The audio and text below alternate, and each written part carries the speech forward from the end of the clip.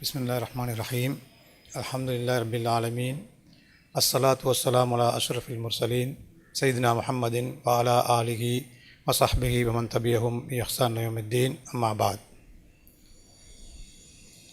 பெருமதிப்புக்கும் கண்ணியத்துக்கும் உரிய இஸ்லாமிய சகோதரர்களே, புனிதமான ரமலான் மாதத்தில் அல்லாஹ் எங்கள் மீது விதியாக்கியிருக்கின்ற நோன்பை நோற்றவர்களாக, அவன் எங்கள் மீது கடமையாக்கியிருக்கின்ற ஜக்காத் பற்றிய சில தெளிவுகளை விளக்கங்களை பெற்றுக்கொள்ள வேண்டும் என்ற தூய்மையான எண்ணத்தில் நாங்கள் இங்கே கூடியிருக்கின்றோம்.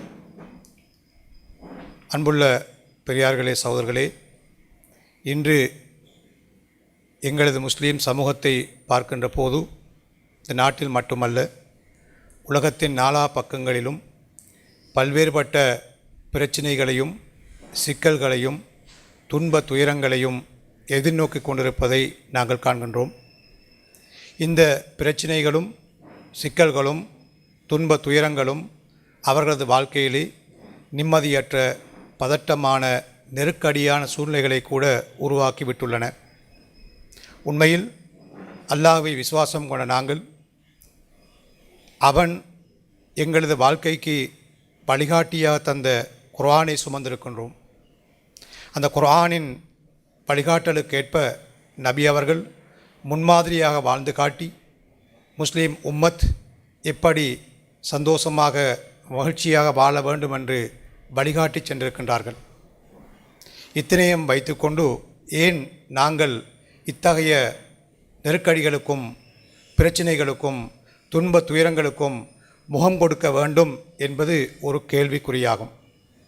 இஸ்லாம் எங்கள் மீது விதியாக்கியிருக்கின்ற சட்டங்களாயிருக்கட்டும் அல்லது வணக்கங்களாயிருக்கட்டும், இஸ்லாத்தின் போதனைகள் வழிகாட்டல்களாயிருக்கட்டும், இவை எதுவாக இருந்தாலும் எங்களுக்கு நிம்மதியான சந்தோஷமான வாழ்க்கைக்கு வழிகாட்டக்கூடியனவாக இருக்கின்றன என்பதை நாங்கள் புரிந்து கொள்ள வேண்டும். அப்படியென்றால் இந்த சட்டங்களும் வணக்கங்களும் உபதேசங்களும் வழிகாட்டல்களும் ஏன் எங்களது பிரச்சனைகளை தீர்க்கவில்லை, எங்களுக்கு நிம்மதியை பெற்றுத்தரவில்லை, எங்களிலே துன்பங்களையும் துயரங்களையும் உருவாக்கி விட்டிருக்கின்றன என்று சிந்திக்க கடமைப்பட்டிருக்கின்றோம். இதனைத்தான் குர்ஆனிலே அல்லாஹ் இப்படி சொல்கின்றான், வமன் ஆரத அன் திக்ரி ஃபஇன்ன லஹு மஈஷத்தன் தன்கா. யார் எனது உபதேசங்களையும் வழிகாட்டல்கள் சட்டங்களையும் புறக்கணித்து மறந்து வாழ்கிறார்களோ அவர்களுக்கு உலகத்திலே நெருக்கடியான சிக்கலான துன்பங்கள் துயரங்கள் நிறைந்த வாழ்க்கை தான் கிடைக்கும் என்று அல்லாஹ் வாக்களிக்கின்றான், உறுதியளிக்கின்றான். எனவே இத்தகைய ஒரு நிலையில்தான் நாங்கள் இருக்கின்றோம். இந்த வகையில் இஸ்லாம் எங்கள் மீது கடமையாக்கியிருக்கின்ற இந்த ஜக்காத்தை நாங்கள் சிந்தித்து பார்க்க கடமைப்பட்டிருக்கின்றோம். உண்மையில் நாங்கள் எதிர்நோக்குகின்ற, அதிலும் குறிப்பாக பொருளாதார துறையிலே வசதி வாய்ப்புகளை ஏற்படுத்திக் கொள்கின்ற விடயத்திலே நாங்கள் எதிர்நோக்குகின்ற பல்வேறுபட்ட பிரச்சனைகளுக்கு இந்த ஜக்காத் மிக தெளிவானதும் மிகச் சரியானதுமான தீர்வுகளை வழங்கி கொண்டிருக்கின்றது. எங்களுக்கு தொழுகை எந்தளவு தூரம் முக்கியமானதோ அந்தளவு தூரம் ஜக்காத்தும் முக்கியமானது. அல்லாஹ் தொழுகையை எவ்வளவு தூரம் வலியுறுத்தியிருக்கின்றானோ அதே வேகத்தில் ஜக்காத்தையும் வலியுறுத்தியிருக்கின்றான். உங்களுக்கு தெரியும், குர்ஆனிலே 27 இடங்களில் தொழுகையோடு சேர்த்து அல்லாஹ் ஜக்காத்தை குறிப்பிட்டிருக்கின்றான். 30 இடங்களிலே ஜக்காத் என்ற சொல்லை பாவித்திருக்கின்றான்.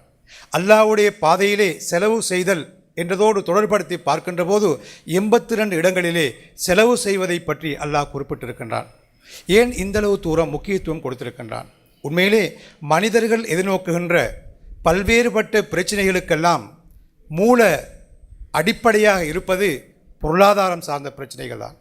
பொருளாதாரம் சீராக அமையாத போது, வாழ்க்கையின் தேவைகள் சரியான முறையில் நிறைவேற்றப்படாத போது, அவற்றை பெற்றுக்கொள்ளாத போது பல்வேறுபட்ட பிரச்சனைகள் உருவாகும்.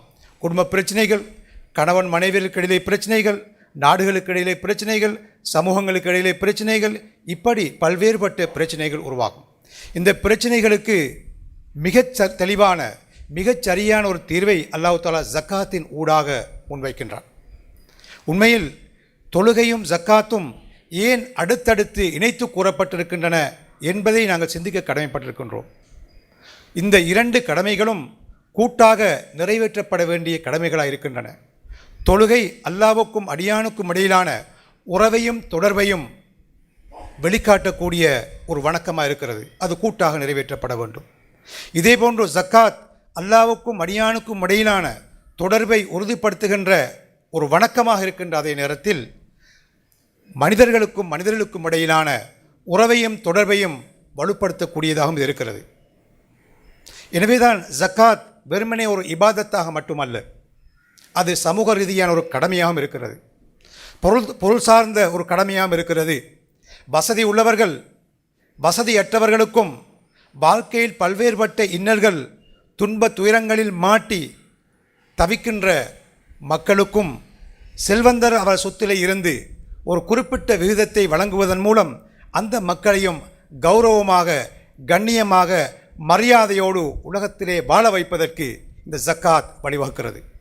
நபி அவர்கள் சொன்னார்கள், காதல் ஃபக்ரு யக்கூன குஃப்ரா, வறுமை இறை நிராகரிப்பை நெருக்கி வைக்கும் என்று. அல்லாவை நிராகரிக்கின்ற இஸ்லாத்தை மறுக்கின்ற பண்பை கூட, அத்தகைய மனோநிலையை கூட வறுமை ஏற்படுத்தி வைக்கும் என்று. இந்த வறுமையை ஒழிப்பதற்கு ஒரு அடிப்படையான ஒரு அம்சமாகத்தான் சக்தியாகத்தான் இந்த ஜக்காத் அமைந்திருக்கிறது. இந்த வகையில் செல்வந்தர்கள் அவர் செல்வத்திலே இருந்து அந்த குறிப்பிட்ட விகிதத்தை வழங்குவதன் ஊடாக இந்த மாற்றத்தை மறுமலர்ச்சியை ஏற்படுத்த முடியும் என்று இஸ்லாம் எதிர்பார்க்கிறது. அன்புள்ள சகோதரர்களே, இதனால்தான் ஜக்காத் அவர்களாக மனம் விரும்பி அதனை கொடுக்கின்ற போது இபாதத்தாக அமைகிறது. அப்படி செல்வந்தர்கள் அந்த ஜக்காத்தை கொடுக்க முன்வராத பட்சத்தில் அதிகாரம் கொண்ட இஸ்லாமிய அரசு அதனை வலுக்கட்டாயமாக பறித்தெடுத்து அந்த பாட்டாளிய வர்க்கத்தவர்களுக்கு, வறியவர்களுக்கு, ஏழை எளியவர்களுக்கு கொடுப்பதன் மூலமாக அவர்களது பிரச்சனைகளை தீர்ப்பதற்கு இஸ்லாம் வழிவகுத்திருக்கிறது. நபி அவர்கள் ஜக்காத் என்றால் என்ன என்பதை மிகச் சுருக்கமாக வரைவிலக்கணப்படுத்திய போது சொன்னார்கள். முஆத் இப்னு ஜபல் ரதியல்லாஹு அன்ஹு அவர்களை யமன் நாட்டுக்கு போதகராகவும் வரியை அறவிடுபவராகவும் அனுப்பிய போது சொன்னார்கள், முஆதே அலிமுகும் அன்னல்லாஹ இஃப்தரத அலைஹிம் ஃபி அம்வாலிஹிம் சதகத்தன் துஅஹது மின் அக்னியாஇஹிம் வ துரத்து அலா ஃபுகராஇஹிம். முஆதே, நீங்கள் அங்கு போய் சொல்லுங்கள், அங்கே இருக்கக்கூடிய செல்வந்தர்களது சொத்திலே இருந்து அல்லாஹ் ஜக்காத்தை கடமையாக்கியிருக்கின்றான். அவர்களது செல்வத்திலே இருந்து அந்த ஜக்காத்தை எடுத்து வறிய மக்களுக்கு கொடுக்குமாறு அவன் சொல்லியிருக்கின்றான் என்பதை நீங்கள் கற்றுக் கொடுங்கள், அந்த பணியை செய்யுங்கள் என்று நபி அவர்கள் சொல்லி அனுப்பினார்கள். எனவே வறுமை ஒழிப்பு என்பது, ஏழை எளியவர்கள் துன்ப துயரங்களை நீக்குவதென்பது ஜக்காத்துடைய அடிப்படையான நோக்கமாக இருக்கிறது. இந்த வகையில் உலகத்திலே மிக நீதியாகவும் நியாயமாகவும் செல்வம் பகிரப்படுவதற்கு, மக்கள் மத்தியிலே செல்வம் கொடுக்கல் வாங்கல் செய்யப்படுவதற்கு அல்லாஹ் தாலா ஜக்காத்தின் மூலமாக சிறந்ததொரு வழிவகையை வகுத்திருக்கின்றான். உங்களுக்கு தெரியும், உலகத்திலே செல்வத்தை திரட்டுவதற்கு, பணத்தை பெற்றுக்கொள்வதற்கு, வசதிகளாக வாழ்வதற்கு சில அடிப்படைகள் தேவைப்படும் என்பது உங்களுக்கு தெரியும். மூலதனம் தேவை, உழைப்பு தேவை, முயற்சி தேவை. இத்தகைய உற்பத்தி காரணிகள், இப்படியான உற்பத்தி காரணிகளை பயன்படுத்துகின்ற போதுதான் ஒருவன் செல்வத்தை பெற்றுக்கொள்ள முடியும் என்று சாதாரணமாக பொருளியல் அறிஞர்கள் சொல்வார்கள். ஆனால் இஸ்லாத்தை பொறுத்தவரையில் அது வித்தியாசமாக நோக்குகிறது. உலகத்திலே பிறக்கின்ற அத்தனை மனிதர்களுக்கும் இத்தகைய வாய்ப்புகள் கிடைப்பதில்லை. எல்லோரும் திறமையோடு, ஆற்றலோடு, சக்தியோடு இருப்பதில்லை. அவர்கள் செல்வ ஆற்றல்களும் சக்தியும் இருந்தாலும் அவர்களுக்கு மூலதனம் கிடைப்பதில்லை, உழைக்கும் ஆற்றல் திறன் கிடைப்பதில்லை. எல்லோரும் அப்படி பிறப்பதில்லை, உலகத்தில் வாழ்வதில்லை. இது அல்லாஹ்வுடைய நியதியாக, பிரபஞ்ச ஒழுங்கமைப்பாக இது காணப்படுகிறது. ஆனால் உலகத்தில் பிறந்த அத்தனை பேரும் வாழ்ந்தாக வேண்டும், அவர்கள் உலகத்தில் வாழ வேண்டும். வாழ்வதற்கு வாழ்வாதாரங்கள் தேவைப்படுகின்றன. சக்தியும் ஆற்றலும் அதற்கான வாய்ப்புகளும் இல்லாதவர்கள் எப்படி இந்த செல்வங்களை பெற்றுக்கொள்ள முடியும்? எப்படி அவர்கள் மரியாதையாக கௌரவமாக உலகத்தில் வாழ முடியும் என்று சிந்தியுங்கள். இதனால் தான் அல்லாஹ் தாலா பல வழிமுறைகள் மூலம் இத்தகைய வசதி வாய்ப்புகள் இல்லாத ஏழை எளியவர்களும், உழைக்கும் ஆற்றல் இல்லாதவர்களும், முடவர்களும், ஊனமுற்றவர்களும், அத்தகைய எந்த ஒரு சக்தியும் இல்லாதவர்களும் வாழ்வதற்கான ஒரு வழியாக பல வழிமுறைகளை வைத்திருக்கின்றான். அதில் மிக அடிப்படையான ஒன்றாகத்தான் இந்த ஜக்காத் அமைந்திருக்கிறது. எனவே ஜக்காத் மூலமாக இந்த ஏழைகளும் எளியவர்களும் வருமானங்களை பெற்றுக்கொள்கிறார்கள், வாழ்வதற்கான வசதிகளை அடைந்து கொள்கிறார்கள் என்றால் நிச்சயமாக பணக்காரர்கள் செல்வந்தர்கள் போடுகின்ற பிச்சை போன்ற ஒரு அம்சம் அல்ல இது. இது அவர்களது உரிமையாகும். செல்வந்தர்கள் மீது அந்த ஜக்காத்தை கொடுப்பது கடமையாகும். அது ஏழை எளியவர்களது உரிமையாகும் என்பதை நாங்கள் புரிந்து கொள்ள வேண்டும். எனவே இந்த வகையை நாங்கள் பார்க்கின்ற போது சமூக பொருளாதார கண்ணோட்டத்தில் நாங்கள் பார்த்தாலும் நிச்சயமாக ஜக்காத் போன்றதொரு வரி, ஜக்காத் போன்றதொரு பொருளாதார கோட்பாடு, ஜக்காத் போன்றதொரு நீதியான செல்வ பகிர்வு உலகத்திலே எந்த ஒரு காலத்திலும் எந்த ஒரு சமூகத்தினாலும் எந்த ஒரு பொருளியல் விற்பனர்களாலும் அறிமுகப்படுத்தப்படவில்லை என்பதை நாங்கள் புரிந்து கொள்ள வேண்டும். அந்த அளவுக்கு மிகவும் நுணுக்கமான, மிகவும் அற்புதமான, வறுமை பிரச்சனையை ஒழிக்கக்கூடிய, பாட்டாளிய வர்க்கத்தவரின் தேவைகளை நிறைவேற்றக்கூடிய மிக கச்சிதமான அழகான ஒரு பொருளாதார சிந்தனையாக, நடைமுறை சாத்தியமான ஒரு வழிமுறையாக இந்த ஜக்காத் அமைக்கப்பட்டிருக்கிறது என்பதை நாங்கள் புரிந்து கொள்ள வேண்டும். எத்தகைய பொருட்களிலிருந்து ஜக்காத் பெறப்பட வேண்டும், எவ்வளவு இருந்தால் ஜக்காத் எடுக்க வேண்டும், எவ்வளவு இருந்தால் எத்தகைய பொருட்களிலிருந்து எந்த விகிதத்திலே ஜக்காத் பெறப்பட வேண்டும், இவ்வாறு பெறப்பட்ட ஜக்காத் யார் யாருக்கு எத்தகைய நோக்கங்களுக்காக பகிர்ந்தளிக்கப்பட வேண்டும், இவை அத்தனையிலும் கவனத்தில் கொள்ளப்பட வேண்டிய சட்டங்கள் என்ன, ஒழுங்குமுறைகள் என்ன, இவை பற்றியெல்லாம் மிக தெளிவாக இஸ்லாம் எங்களுக்கு சொல்லியிருக்கிறது. எனவே தான் நான் சொல்கிறேன், இது போன்றதொரு வரியமைப்பு, இது போன்றதொரு பொருளாதார திட்டம் உலக வரலாற்றிலே என்றுமே நடைமுறைப்படுத்தப்படவில்லை, என்றுமே அறிமுகப்படுத்தப்படவில்லை. இந்த ஜக்காத் சில காலங்களில் வரலாற்றிலே இஸ்லாம் சொல்கின்ற ஒழுங்குமுறைப்படி, குர்ஆனின் போதனையில் வழிகாட்டல் படி, நபி அவருடைய சுன்னாவின் வழிமுறைக்கேற்ப நடைமுறைப்படுத்திய போது நிச்சயமாக அங்கே வறுமை பிரச்சனை தீர்க்கப்பட்டது, மக்களது துன்ப துயரங்கள் நீக்கப்பட்டன, எல்லோரும் சந்தோஷமாக சுபிச்சமாக வாழும் சூழ்நிலை உருவானது என்பதை வரலாற்றில் நாங்கள் பார்க்கிறோம். குறிப்பாக உமர் இப்னு அப்துல் அசீஸ் ரஹிமஹுல்லா அவருடைய ஆட்சி காலத்திலே உங்களுக்கு தெரியும், அவர் ஆட்சி பீடத்துக்கு வருவதற்கு முன்னர் அங்கே ஆட்சி புரிந்தவர்கள் பெரும்பாலும் கொடுங்கோளர்களாக காணப்பட்டார்கள். மக்களது சொத்துக்களையும் உடைமைகளையும் சூறையாடினார்கள். பைத்துல் மால் நிதியையும் சொத்துக்களையும் தங்களது சொந்த தேவைகளுக்காக பயன்படுத்தினார்கள். இப்படியான நிதி மோசடிகளும் அநியாயங்களும் கொடுமைகளும் மலிந்தொரு சமூக சூழ்நிலையில்தான் அங்கே உமர் இப்னு அப்துல் அசீஸ் ரஹிமஹுல்லா அவர்கள் ஆட்சி பீடம் வருகிறார்கள். அநியாயமாக சுரண்டப்பட்ட, அபகரிக்கப்பட்ட வரிகளை எல்லாம் திருப்பிக் கொடுக்கின்றார்கள். இதுவரையும் விதிக்கப்பட்டிருந்த அநியாய வரிகளை தடை செய்கின்றார்கள். அப்பொழுது தேசிய வருமானம் குறைந்து விடுகிறது. உமையா வர்க்கத்தவர்கள் ஹலீஃபாவை கடிந்து கொள்கிறார்கள். இருந்தாலும் அந்த சமூகத்திலே அவர் அறிமுகப்படுத்திய இஸ்லாமிய பொருளாதார சிந்தனைகள், குறிப்பாக ஜக்காத் போன்ற ஒழுங்கமைப்புகள், அதனை நடைமுறைப்படுத்திய மாதிரிகள், இவற்றின் காரணமாக அந்த சமூகத்திலே வறுமை பிரச்சனை தீர்ந்தது. அந்த சமூகத்திலே கஷ்டப்படக்கூடிய, துன்பப்படக்கூடிய மக்களது வாழ்க்கை பிரச்சனைகள் தீர்ந்ததை நாங்கள் பார்க்கிறோம். சுமார் 2.5 வருடங்கள் மட்டுமே ஆட்சி புரிந்தார்கள். அவரது காலத்திலே திரட்டப்பட்ட ஜக்காத்தை யாருக்கு வழங்குவது, அதனை பெற்றுக்கொள்வதற்கு எவரும் இல்லாத ஒரு சூழ்நிலை உருவானது என்றால் நிச்சயமாக அந்த ஜக்காத் எப்படி சேகரிக்கப்பட வேண்டும், எப்படி அது பகிரப்பட வேண்டும் என்ற இஸ்லாமிய கோட்பாடுகள் மிகச் சரியான முறையில் நடைமுறைப்படுத்தப்பட்டதுதான் அதனுடைய விளைவாகும். நீங்கள் இப்பொழுது சிந்தித்து பாருங்கள், தலைகீழான நேர்மாற்றமான ஒரு சூழ்நிலையை நாங்கள் வாழ்ந்து கொண்டிருக்கின்றோம். இந்த நாட்டில் கூட பல்வேறு கிராமங்களிலே கூட்டாக ஸ்தாபன அடிப்படையிலே ஜக்காத்தை சேகரித்து விநியோகிக்கின்ற ஒழுங்குமுறைகள் வளர்ந்திருப்பதை நாங்கள் பார்க்கிறோம். எங்கு போய் கேட்டாலும் அவர் சொல்லக்கூடிய மிக முக்கியமான ஒரு பிரச்சனை, அந்த கிடைக்கின்ற ஜக்காத் தேவை உள்ளவர்களுக்கு கொடுப்பதற்கு போதுமானதாக காணப்படவில்லை. ஜக்காத் பெறக்கூடியவர்கள் நாளுக்கு நாள் அதிகரித்து கொண்டு செல்கிறார்கள். அவரது தேவைகளும் பிரச்சனைகளும் பன்மடங்காக கூடி செல்கின்றன. இவற்றை தீர்க்க முடியாமல் இருக்கிறதே என்று அவர்கள் கவலைப்படுகிறார்கள்.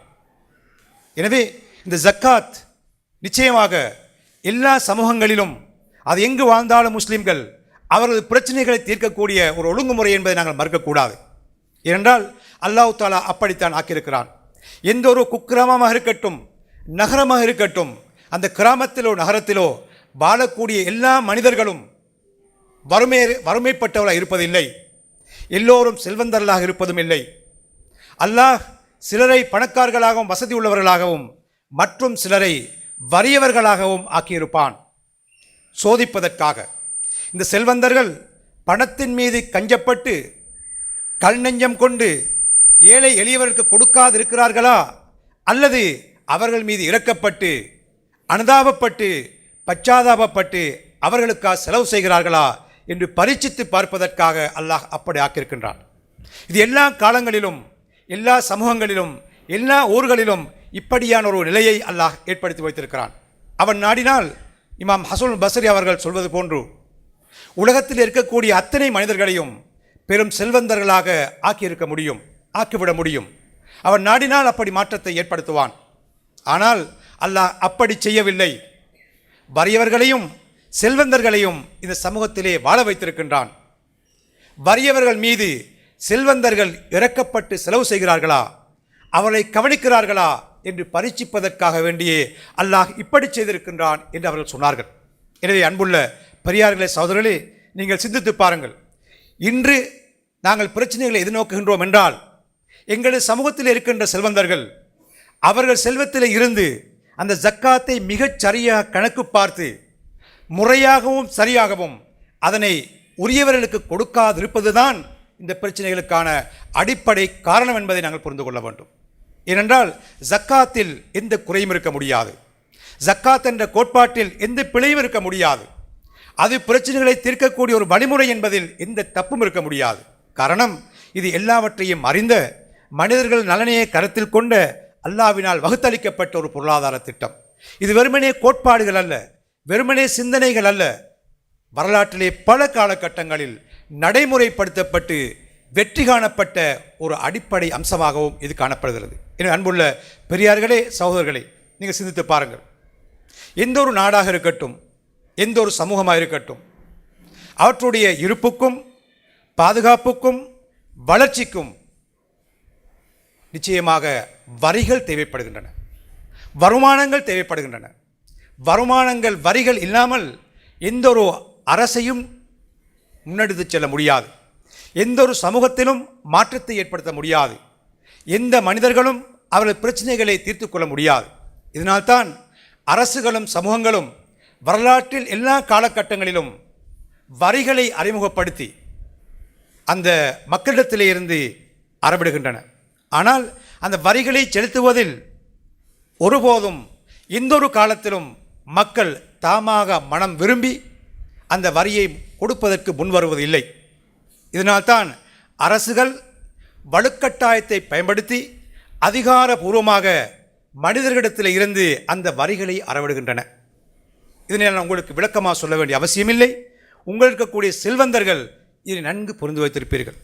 இன்கம் டேக்ஸில் இருந்து, இத்தகைய அரச வரிகளில் இருந்து தப்புவதற்கு நாங்கள் எவ்வளவு முயற்சிக்கின்றோம். நீங்கள் எங்காவது கேள்விப்பட்டதுண்டா? அரசுகளினால் விதிக்கப்படக்கூடிய வரிகளை செல்வந்தர்கள் அவர்களாக மனம் விரும்பி கொடுப்பதற்கு முன்வந்தார்கள் என்று கேள்விப்பட்டிருப்பீர்களா? அந்த வரிகளை செலுத்துவது எப்படி? தவறுகள் தப்புக்கள் இல்லாமல் அரச வரிகளை செலுத்துவது சம்பந்தமாக கருத்தரங்குகள் நடத்தி, உரையாடல்கள் செய்து, அறிஞரிடத்தில் கேட்டு அதனை சரியாக கொடுப்பதற்கு உலகத்தில் யாராவது எங்காவது முன்வந்திருப்பார்களா? சிந்தித்து பாருங்கள். ஒருபோதும் அப்படி செய்ய மாட்டார்கள். அந்த வரிகளிலிருந்து தப்புவதற்கு ஏதாவது வழிகள் இருந்தால் எவ்வளவு கொடுத்தாவது அதனை தெரிந்து கொள்வதற்குத்தான் எங்களது செல்வந்தர் முற்படுவார்கள். இது மனித இயல்பு. உலகத்தில் எல்லா பக்கங்களிலும், எல்லா நாடுகளிலும் இது சர்வ சாதாரணமாக காணப்படக்கூடிய வெளிப்படையான ஒரு உண்மையாகும். ஆனால் இஸ்லாம் எங்கள் மீது விதித்திருக்கின்ற இந்த ஜக்காத்தை பொறுத்தவரையில் ஒருபோதும் இஸ்லாத்தை விசுவாசம் கொண்ட, அல்லாவை ஏற்றுக்கொண்ட ஒரு முஃமின் விசுவாசி ஒரு நாளும் இதிலிருந்து பின்வாங்க முற்படவே மாட்டான். இஸ்லாம் எங்கள் மீது கடமையாக்கின்ற வணக்கமாக இருக்கட்டும், அது பிறப்பித்திருக்கின்ற சட்டமாக இருக்கட்டும், ஏனைய வழிகாட்டல்களாக இருக்கட்டும், எதுவாக இருந்தாலும் இவற்றை பின்பற்றி வாழ்வது வணக்கம் என்பதை ஒவ்வொரு முஸ்லீமும் விசுவாசம் கொண்டிருக்கின்றான். இவற்றின் மூலமாக வெளிப்படையான சில நன்மைகள் இருப்பது போன்றே மறைமுகமாகவும் நிச்சயமாக பிரயோசனங்களும் நன்மைகளும் கிடைக்கும் என்பதை ஒவ்வொரு முஸ்லீமும் நம்பியிருக்கின்றார். இதனால்தான் இந்த கடமைகளையும் சட்டங்களையும் நடைமுறைப்படுத்துவதில் அல்லாஹ்வுக்காக என்ற தூய்மையான எண்ணம் அவர் உள்ளத்தின் ஆழத்திலே பெரும் தாக்கத்தை ஏற்படுத்தும். இந்த தாக்கத்தின் காரணமாக அவன் தனது செல்வத்தில் இருந்து அந்த ஜக்காத்தை வெளிப்படுத்துவதற்கு ஒருபோதும் கஞ்சப்பட மாட்டான். அல்லாஹ்வுக்கு பயந்து அந்த கடமையை நிறைவேற்றுவான். அதன் மூலமாக உலகத்திலும் பயன்பாடுகளை, பிரயோசனங்களை, நன்மைகளை அடைவேன், மறுமையில் இந்த விளைவை நிறைவாக காண்பேன் என்ற நம்பிக்கை தான் அதற்குரிய காரணமாகும். இந்த உண்மையை இஸ்லாமிய வரலாறு நெடுகிலும் நாங்கள் பார்க்கிறோம். அல்லாஹ்வை விசுவாசம் கொண்ட, குர்ஆனை ஏற்றுக்கொண்ட முஸ்லிம்கள் எல்லா காலங்களிலும் அந்த ஜக்காத்தையும் ஏனைய செல்வ கொடுப்பனவுகளையும் வழங்குவதிலே மிகவும் கவனமாக நடந்து வந்திருக்கின்றார்கள். தங்களுக்கு தெரியாமலாவது ஒரு தப்பு தவறு நிகழ்ந்துவிடக்கூடாது என்பதில் கண்ணும் கருத்துமாக இருந்திருக்கின்றார்கள். சின்ன சின்ன விடயங்களை கூட அறிஞர்களை சந்தித்து விளக்கங்களை கேட்டு பின்பற்றக்கூடியதாக இருக்கின்றார்கள். அல்ஹம்துலில்லாஹ், அல்லாஹ்வுக்கு எல்லா புகழும். இந்த நாட்டில் கூட அப்படியே நல்ல உள்ளங்கள் உருவாகி இருக்கின்றார்கள். பல ஊர்களிலும் ஜக்காத்தை மிகச் சரியாக கொடுக்க வேண்டும் என்பதற்காக எங்களது முஸ்லீம் சகோதர சகோதரிகள் மிகவும் கவனமாக செயற்படுகிறார்கள். இது சம்பந்தமான விளக்கங்களை கேட்கிறார்கள், வாசிக்கிறார்கள், கருத்தரங்களை கலந்து கொள்கிறார்கள், நேரடியாக சந்தித்து விளக்கங்களை பெறுகிறார்கள். அல்லாஹ்வுடைய கிருபையினால் இந்த ஜக்காத் என்ற அமல் இந்த நாட்டிலே வளர்ந்து வருகிறது.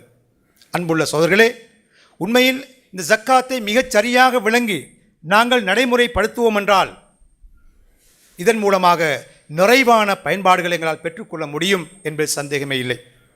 அப்படி யாராவது செலுத்த முன்வராத பட்சத்தில் நிச்சயமாக அவன் ஒரு பெரும் பாவியாக, சில வேளை ஒரு காபிராக, முர்த்தத்தாக கூட மாறிவிடுவான் என்ற அபாயத்தை நாங்கள் புரிந்து கொள்ள வேண்டும்.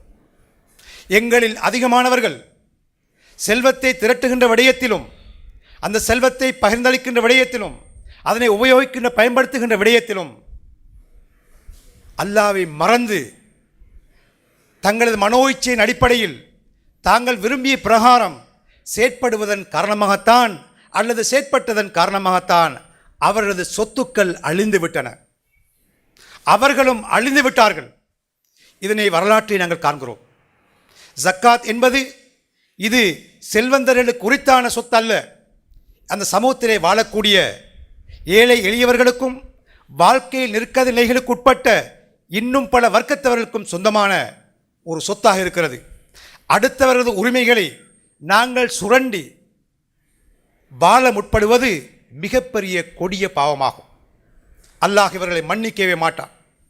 இவர்களுக்கு இஸ்லாத்தில் எந்த ஒரு இடமும் கிடையாது. முஸ்லீம் சமூகத்தில் வாழ்வதற்குரிய அருகதை கூட இவர்களுக்கு இல்லை என்பதை நாங்கள் புரிந்து கொள்ள வேண்டும்.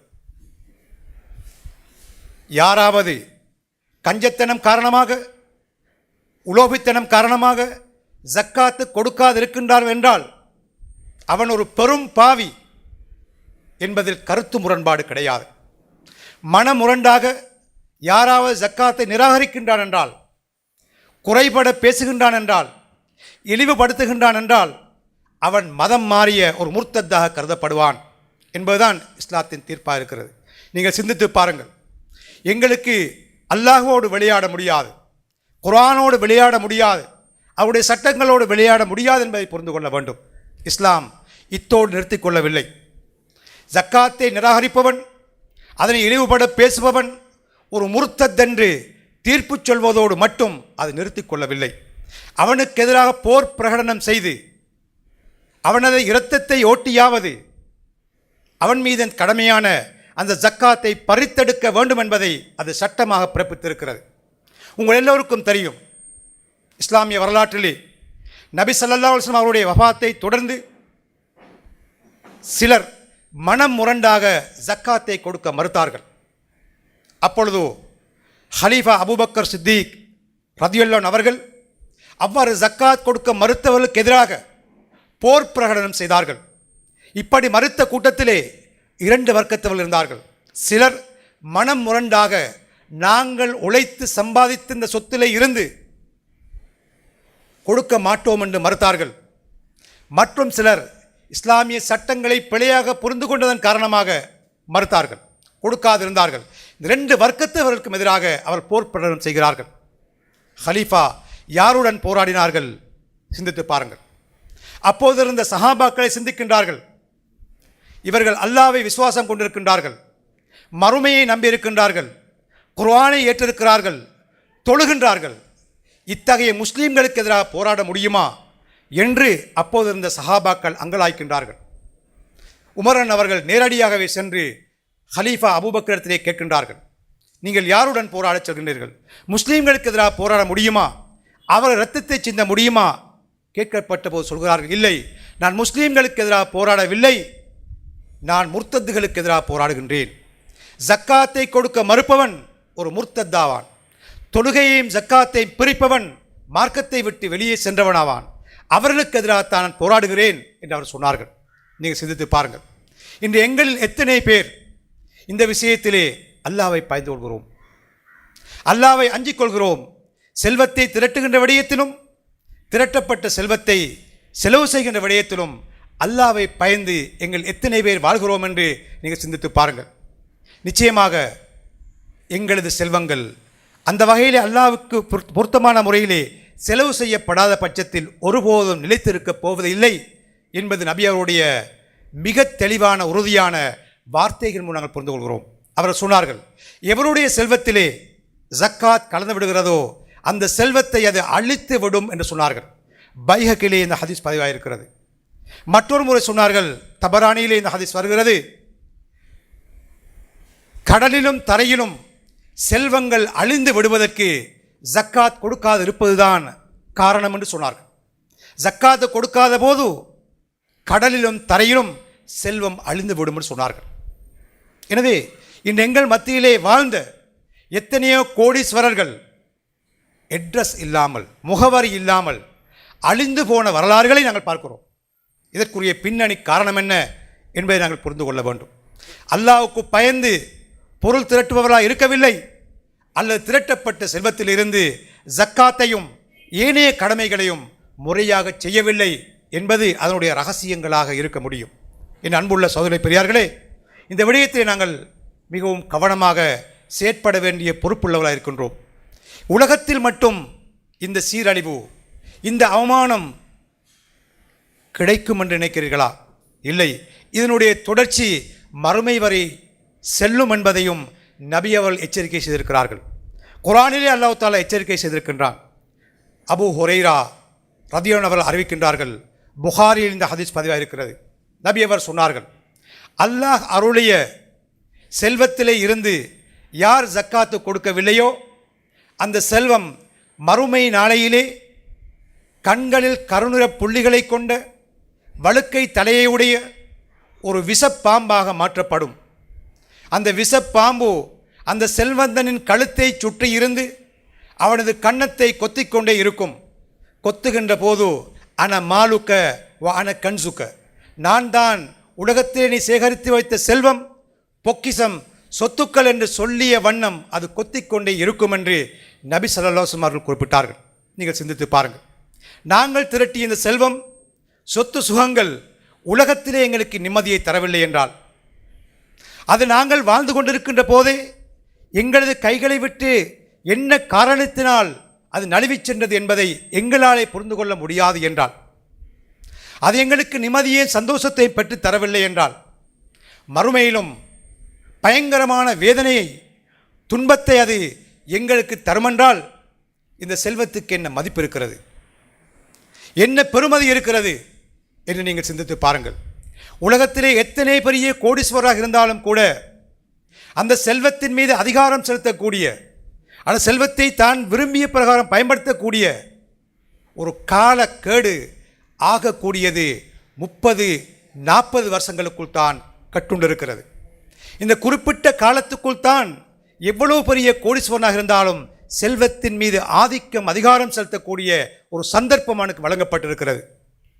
ஒரு கோடீஸ்வரனுக்கு பிறந்த பிள்ளைகளாக இருந்தாலும் அவன் விரும்பிய பிரகாரம் அவர் குறிப்பிட்ட வயதெல்லையை அடையும் வரையிலும் அந்த செல்வத்தை பயன்படுத்த அவனது பெற்றோர்கள் மூத்தவர்கள் அனுமதிக்க மாட்டார்கள்.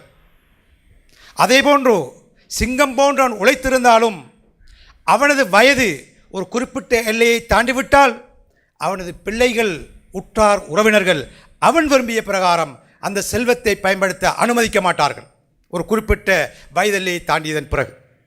ஆக மிக குறுகிய ஒரு காலத்தில் தான் இந்த செல்வத்தை பயன்படுத்துகின்ற அதிகாரமும் சக்தியும் எங்களுக்கு இருக்க போகிறது.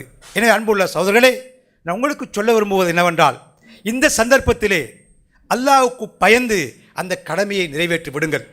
அப்படி இல்லை என்றால் நீங்கள் சம்பாதித்து சேகரித்து யாருக்காக பொக்கிஷங்களாக சேர்த்து வைத்தீர்களோ அந்த பிள்ளைகள் அந்த செல்வத்தை வீண் விரயம் செய்துவிட்டால், அநியாயமாக பயன்படுத்தி விட்டால், அந்த செல்வத்தினால் நீங்கள் பயன்பெற்றதும் கிடையாது, உங்களது சந்ததிகள் பயன்பெற்றதும் கிடையாது.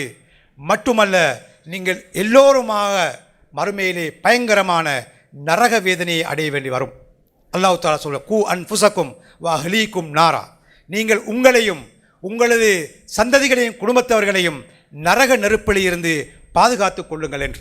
என் அன்புள்ள பெரியார் சகோதரர்களே, இவ்வாறு நாங்கள் பார்க்கின்ற போது ஜக்காத் என்பது சமூக மறுமலர்ச்சிக்கான, சமூக மாற்றங்களுக்கான, சமூகத்தின் பிரச்சனைகளை தீர்ப்பதற்கான மிகச் சிறந்ததொரு பொருளாதார திட்டமாக இருக்கிறது. அதனை நாங்கள் நடைமுறைப்படுத்துகின்ற போது அதே நேரத்தில் மறுமையிலும் அல்லாவிடத்திலே அபரிவிதமான நன்மைகளை பெற்றுத்தரக்கூடிய ஒரு வணக்கமாகவும் அது இருக்கிறது. நாங்கள் இந்த செல்வத்தை முறையாக சரியாக பயன்படுத்தாத போது அதுவே எங்களுக்கு இந்த உலகத்திலும் அவமானத்தையும் பதட்டத்தையும் பிரச்சனைகளையும் உருவாக்கி தரும் என்பது ஒரு பக்கம் இருக்க, மறுமையிலும் பயங்கரமான வேதனைகளையும் தண்டனைகளையும் அனுபவிக்க செய்யும் என்பதை நாங்கள் புரிந்து கொள்ள வேண்டும். எனவே இந்த இரண்டு நிலைகளுக்கும் இடையிலிருந்து எங்களை நாங்கள் சுய விசாரணை செய்து இந்த ஜக்காத்தை எவ்வாறு, எப்படி, யாருக்கு, என்ன நோக்கங்களுக்காக பயன்படுத்துவது என்பதை புரிந்து செயற்பட முன்வர வேண்டும். இதற்கு அல்லாஹ் தஆலா எங்கள் அனைவருக்கும் அருள் புரிய வேண்டும் என்று பிரார்த்தித்தவனாக, ஜக்காத்தோடு சம்பந்தமாக, அதாவது எத்தகைய பொருட்கள் இருந்து அது பெறப்பட வேண்டும், எந்த விகிதத்தில் பெறப்பட வேண்டும், அது யார் யாருக்கு எந்த அளவுகளில் பகிர்ந்தளிக்கப்பட வேண்டும் என்பது போன்ற சேகரிப்பு விநியோகம் சம்பந்தமான ஏதாவது பிரச்சனைகள் அல்லது தெளிவுகள் உங்களுக்கு பெற்றுக்கொள்ள விரும்பினால், அப்படி ஏதாவது இருந்தால் நீங்கள் தாராளமாக இப்போது உங்களுக்கு கேட்கலாம். அதற்குரிய பதில்களை இன்ஷா அல்லாஹ் என்னால் முடிந்தளவு சொல்வதற்கு காத்திருக்கின்றேன். உண்மையில் இன்றைய இந்த அமர்வு ஏற்கனவே சொல்லப்பட்டது போன்று ஒரு கேள்வி பதில் நிகழ்ச்சியாகத்தான் அமைய வேண்டும். அதுக்குரிய ஒரு ஆரம்ப முகவுரையாக அல்லது ஆரம்ப ஒரு விளக்கமாகத்தான் இப்போது நான் ஆற்றிய உரை அமைந்திருக்கிறது. ஜக்காத் பற்றிய மிக விரிவான தெளிவான ஒரு உரையாக இதை நான் அமைத்துக் கொள்ளவில்லை. எனவே இதோடு தொடர்பாக உங்களுக்கு ஏதும் தெளிவுகள் விளக்கங்கள் வேண்டுமென்றால் தாராளமாக இப்போது கேட்கலாம். இன்ஷா அல்லாஹ் அதுக்குரிய பதில்களை நான் சொல்வதற்கு காத்திருக்கின்றேன்.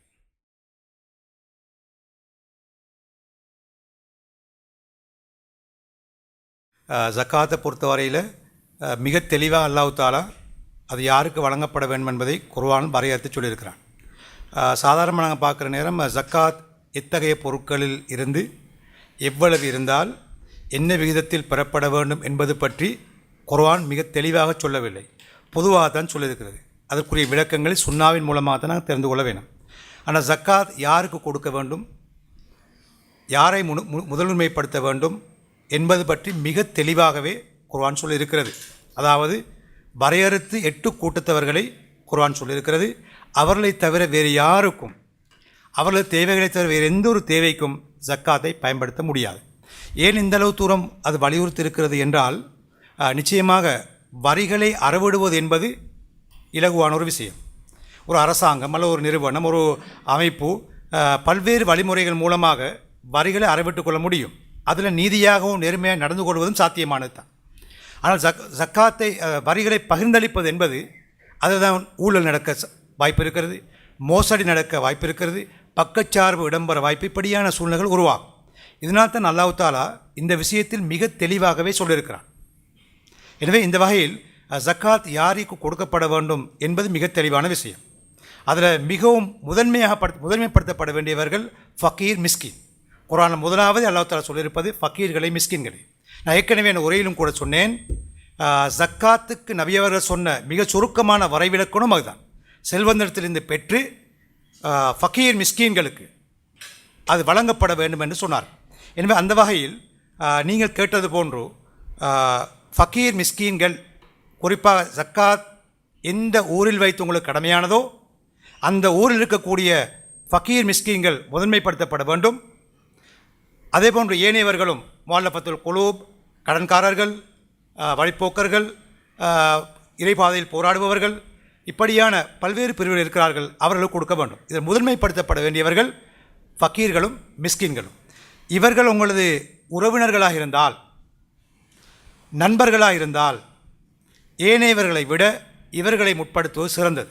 நபி அவர்கள் ஒரு ஹதீஸ் இருக்கிறது, நீங்கள் உங்களது ஜக்காத் சதக்காக்களை கொடுக்கின்ற போது அதற்குரிய ஒரு கூலி கிடைக்கும். அதனை நீங்கள் உங்களது உறவினர்களுக்கு கொடுப்பீர்கள் என்றால் இரட்டிப்பான கூலி கிடைக்கும். ஒன்று, நீங்கள் கொடுத்த ஜக்காத் சதக்காக்குரிய கூலி, இரண்டாவது உறவினர்கள் கொண்ட உறவாகவும் அது இருக்கிறது என்று சொன்னார். ஏன்னா அவர்களை முற்படுத்துவது, உண்மையாகவே ஜக்காத் பெற தகுதியானவர் இருந்தால் அவர்களை முற்படுத்துவதுதான் ஏற்றமானது, முக்கியமானது. இது எப்படி இருந்தாலும் இன்று பல ஊர்களிலும் ஜக்காத் ஸ்தாபனமாக நிறுவனமயப்படுத்தப்பட்டு சேகரித்து விநியோகிக்கப்படுவதை நாங்கள் பார்க்கிறோம்.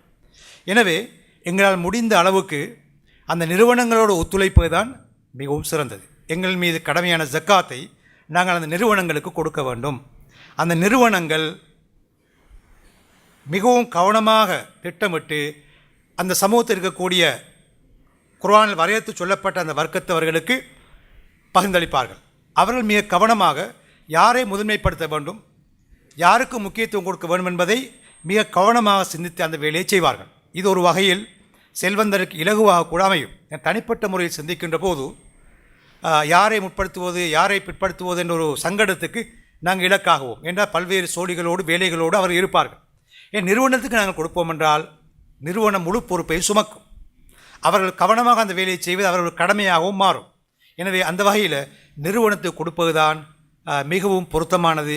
அந்த நிறுவனம் அந்த வேலையை கவனமாக செய்வது அவருடைய கடமையாகவும் இருக்கிறது. அப்போ நிறுவனம் இல்லாத போது நான் ஏற்கனவே சொன்னது போன்று தனிப்பட்ட முறையில் நீங்கள் கொடுக்கக்கூடிய சந்தர்ப்பத்தில் ஊரில் இருக்கக்கூடிய ஜக்காத் பெற தகுதியானவர்களில் மிகவும் சிரமமான, கஷ்டமான தெரிவு செய்து அந்த அடிப்படையில் நீங்கள் கொடுக்க வேண்டும். அதில் உங்களோட குடும்பத்தை, நண்பர்களை உட்படுத்துவது சிறந்தது, ஏற்றமானது.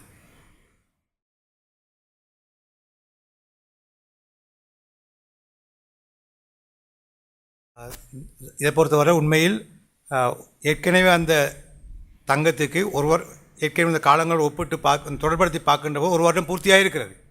இந்த 1 வருடம் பூர்த்தியானால் ஜக்காத் கொடுப்பது கடமையாகும். எனவே உங்களிடத்தில் ஒப்படைக்கப்பட்டிருக்கக்கூடிய தங்கம் உங்களது தங்கம் அல்ல, அது அந்த குறிப்பிட்ட மகளுடைய தங்கம், உங்களது அமானிதமாக தான் தரப்பட்டிருக்கிறது. அப்படி என்றால் அந்த பொருளுக்கு ஜக்காத் கொடுக்க வேண்டிய கடமை மகளுக்குரித்தானது.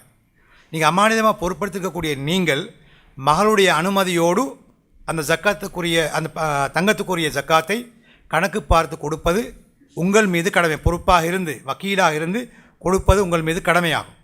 சில நேரம் அந்த நகையை அன்பளிப்பாக உங்களுக்கு தந்திருந்தால், மகள் இவ்வளவு காலம் பாவித்துவிட்டு வெளிநாடு செல்கின்ற போது தந்தைக்கு அன்பளிப்பாக கொடுத்திருந்தால் அந்த தங்கத்துக்கு 1 வருடம் பூர்த்தியாகவில்லை. எப்பொழுது உங்களுக்கு கிடைச்சதோ அதிலிருந்து தான் நீங்கள் பார்க்க வேணும். அன்பளிப்பாக தந்திருந்தால் அதிலிருந்து 1 வருடம் பார்க்க வேணும். பார்த்து அதுக்குரிய ஜக்காத்தை நீங்கள் கொடுக்கணும். அப்போ 3 மாதம் தான் கழிந்திருப்பதாக நீங்கள் சொல்கிறீங்க. அன்பளிப்பாக தந்திருந்தால் இந்த சட்டம். நீங்கள் 1 வருஷம் பூர்த்தியானதுக்கு பிறகு அதுக்குரிய ஜக்காத்தை கணக்கு பார்த்து 2.5% அடிப்படையில் கொடுக்க வேண்டும். இதுக்கு மாற்றமான ஒரு கருத்தையும் இஸ்லாம் அறிஞர்கள் முன்வைத்திருக்கிறார்கள். குறிப்பாக இப்னு மஸ்ஊத் ரதியல்லாஹு அன்ஹு, இப்னு அப்பாஸ் ரதியல்லாஹு அன்ஹு, முஆவியா ரதியல்லாஹு அன்ஹு, இது போன்ற சஹாபாக்கள் அன்பளிப்பாக, இது அன்பளிப்பான கருதி கொண்டால், அன்பளிப்பாக யாருக்காவது ஒரு சொத்து கிடைத்தால், அல்லது எதிர்பாராத விதமாக ஒரு சொத்தை நீங்கள் பெற்றுக்கொண்டால், உதாரணமாக இபிஎஃப் மூலமாக கிடைக்கிறதா இருக்கலாம், அல்லது இடிஎஃப் மூலமாக கிடைக்கிறதா இருக்கலாம், அல்லது இது போன்ற ஏதாவது ஒரு சொத்தொன்று உங்களுக்கு திடீரென்று கிடைத்தால், கிடைத்த உடனே அதற்குரிய ஜக்காத்தை கொடுக்க வேண்டும் என்பதுதான் இந்த இமாம்களது கருத்தாக இருக்கிறது. உமர் இப்னு அப்துல் அசீஸ் ரஹிமஹுல்லாஹ் அவருடைய கருத்தும் இதுதான். இந்த கருத்தை பல சஹாபாக்கள் பல தாபியன்கள் சொல்லியிருக்கிறார்கள். எனவே அந்த சொத்து உங்களுக்கு அன்பளிப்பாக கிடைத்திருந்தால் மிகவும் ஏற்றமானது, சிறந்தது. உடனடியாக அதற்குரிய 2.5% ஜக்காத்தை, நிசாபுடைய எல்லையை தாண்டியிருந்தால் 2.5% ஜக்காத்து கொடுப்பது சிறந்தது. அமானிதமாக தந்திருந்தால் அந்த மகளுடைய சொத்து என்ற வகையில் அதை நீங்கள் ஒரு வருடமாக கணித்து அதற்குரிய ஜக்காத்தை 2.5% அடிப்படையில் வெளிப்படுத்த வேண்டும்.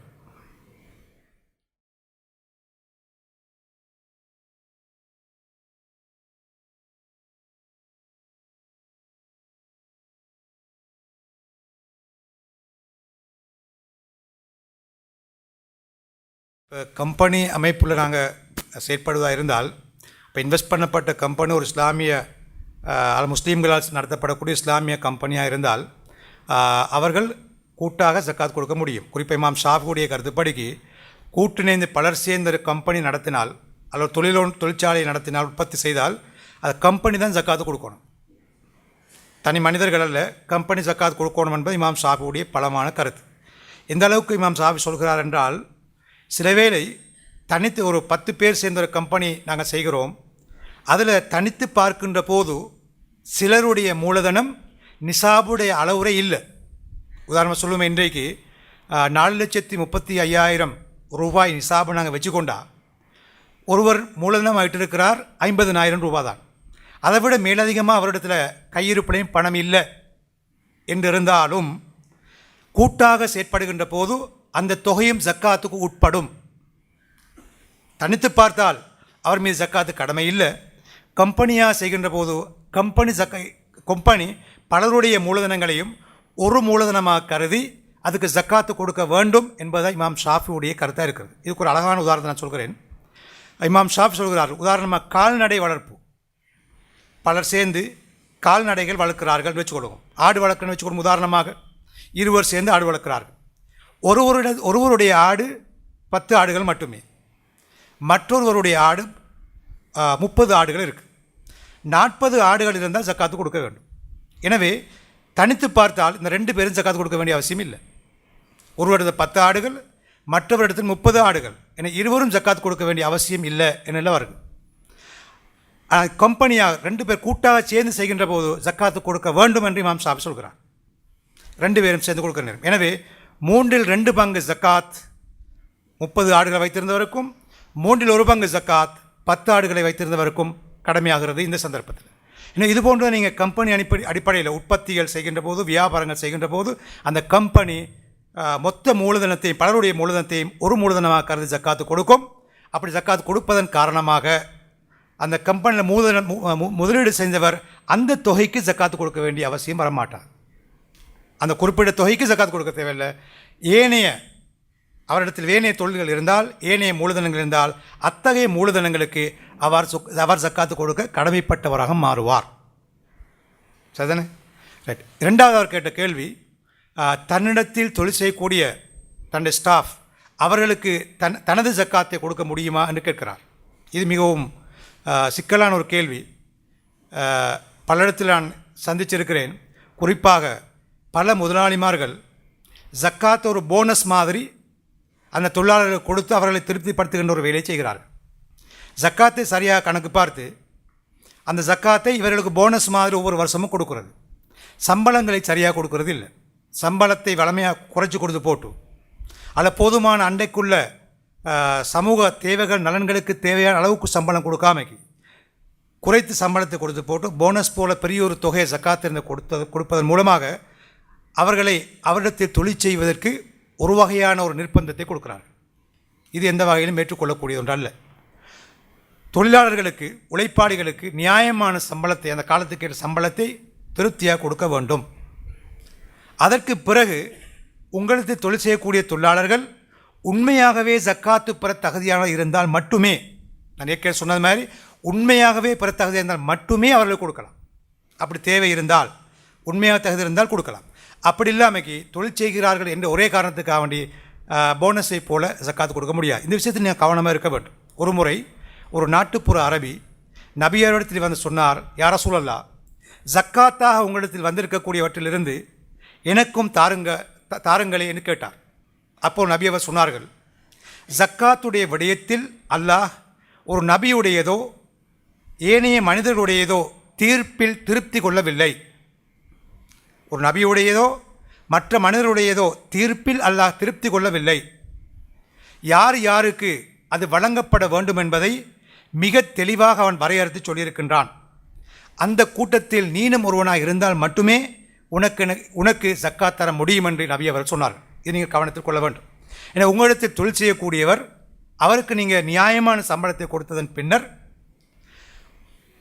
அவர் தேவை உள்ளவராக இருந்தால், ஜக்காத் பெறக்கூடிய தகுதி உள்ளவராக இருந்தால் மட்டுமே உங்களது ஜக்காத்திலிருந்து தேவையான அளவுக்கு கொடுக்கலாம். மேலதிகமாக அவருக்கு என்ன அளவு தேவையோ அந்த தேவையை நிறைவேற்றக்கூடிய அளவுக்கு உங்களுக்கு கொடுக்க முடியும். அப்படி இல்லாத போது கொடுக்க முடியாது.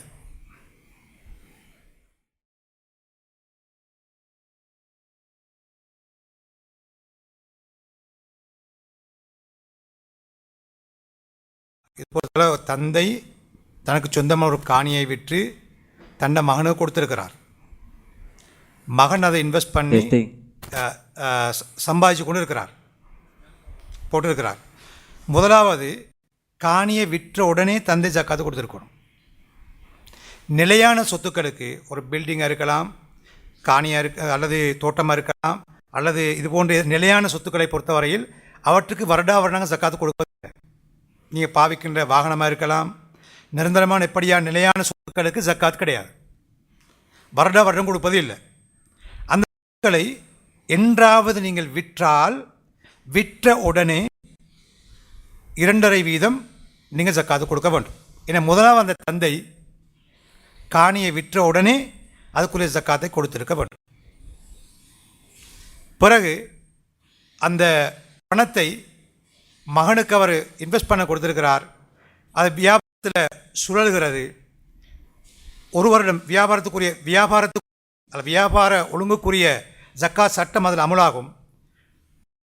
பூர்த்தியாகின்ற போது எப்போ ஆரம்பித்தாரோ அந்த வருட இறுதியில் அந்த குறிப்பிட்ட நாள் அல்லது மாதம் வருகின்ற போது அப்பொழுது நிசாபுடைய எல்லையை தாண்டி அவருடைய சொத்து, அவர் இன்வெஸ்ட் பண்ணிய அந்த மூலதனமும் அவருக்கு கிடைத்த லாபம் சேர்த்து பார்க்குற இருந்தால் அந்த தொகைக்கு அவர் 2.5% அடிப்படையில் ஜக்காத்து.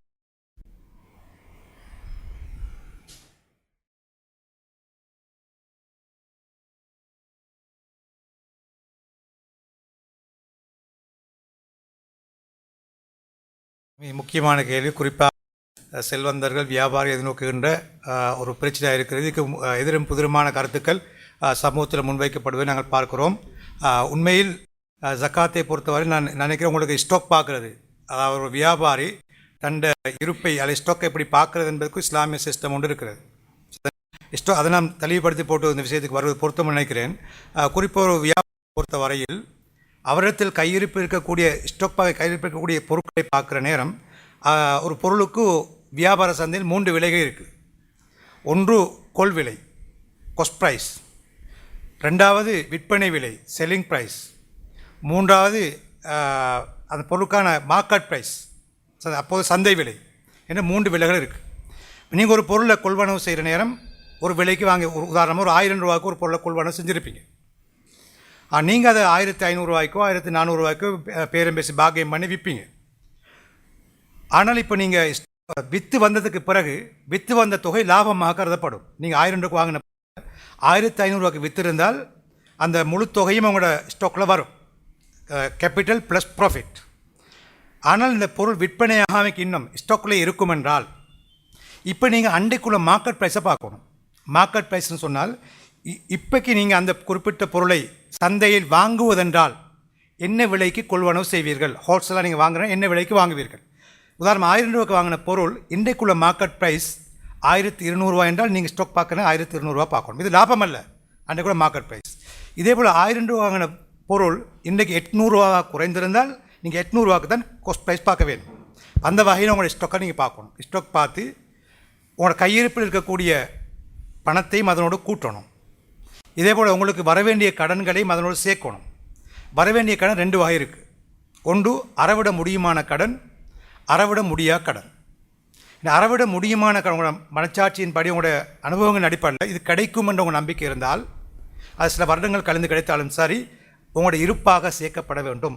அதுக்கு ஜக்காத் கொடுக்க வேண்டும் என்பதுதான் உமர், உஸ்மான் ரதியுல்லானு, முஜாஹித் ரஹிமவுல்லா இவங்களுடைய பலமான கருத்து, பெரும்பாலும் இஸ்லாமியுடைய கருத்து அதுதான். எனவே அறவிட முடியுமான கடனுக்கு வருடங்கள் ஜக்காத்து கொடுக்கணும். அது பல வருடங்களுக்கு பிறகு கிடைத்தாலும் சரி அதை நீங்கள் சேர்த்துக்கொள்ள வேண்டும்.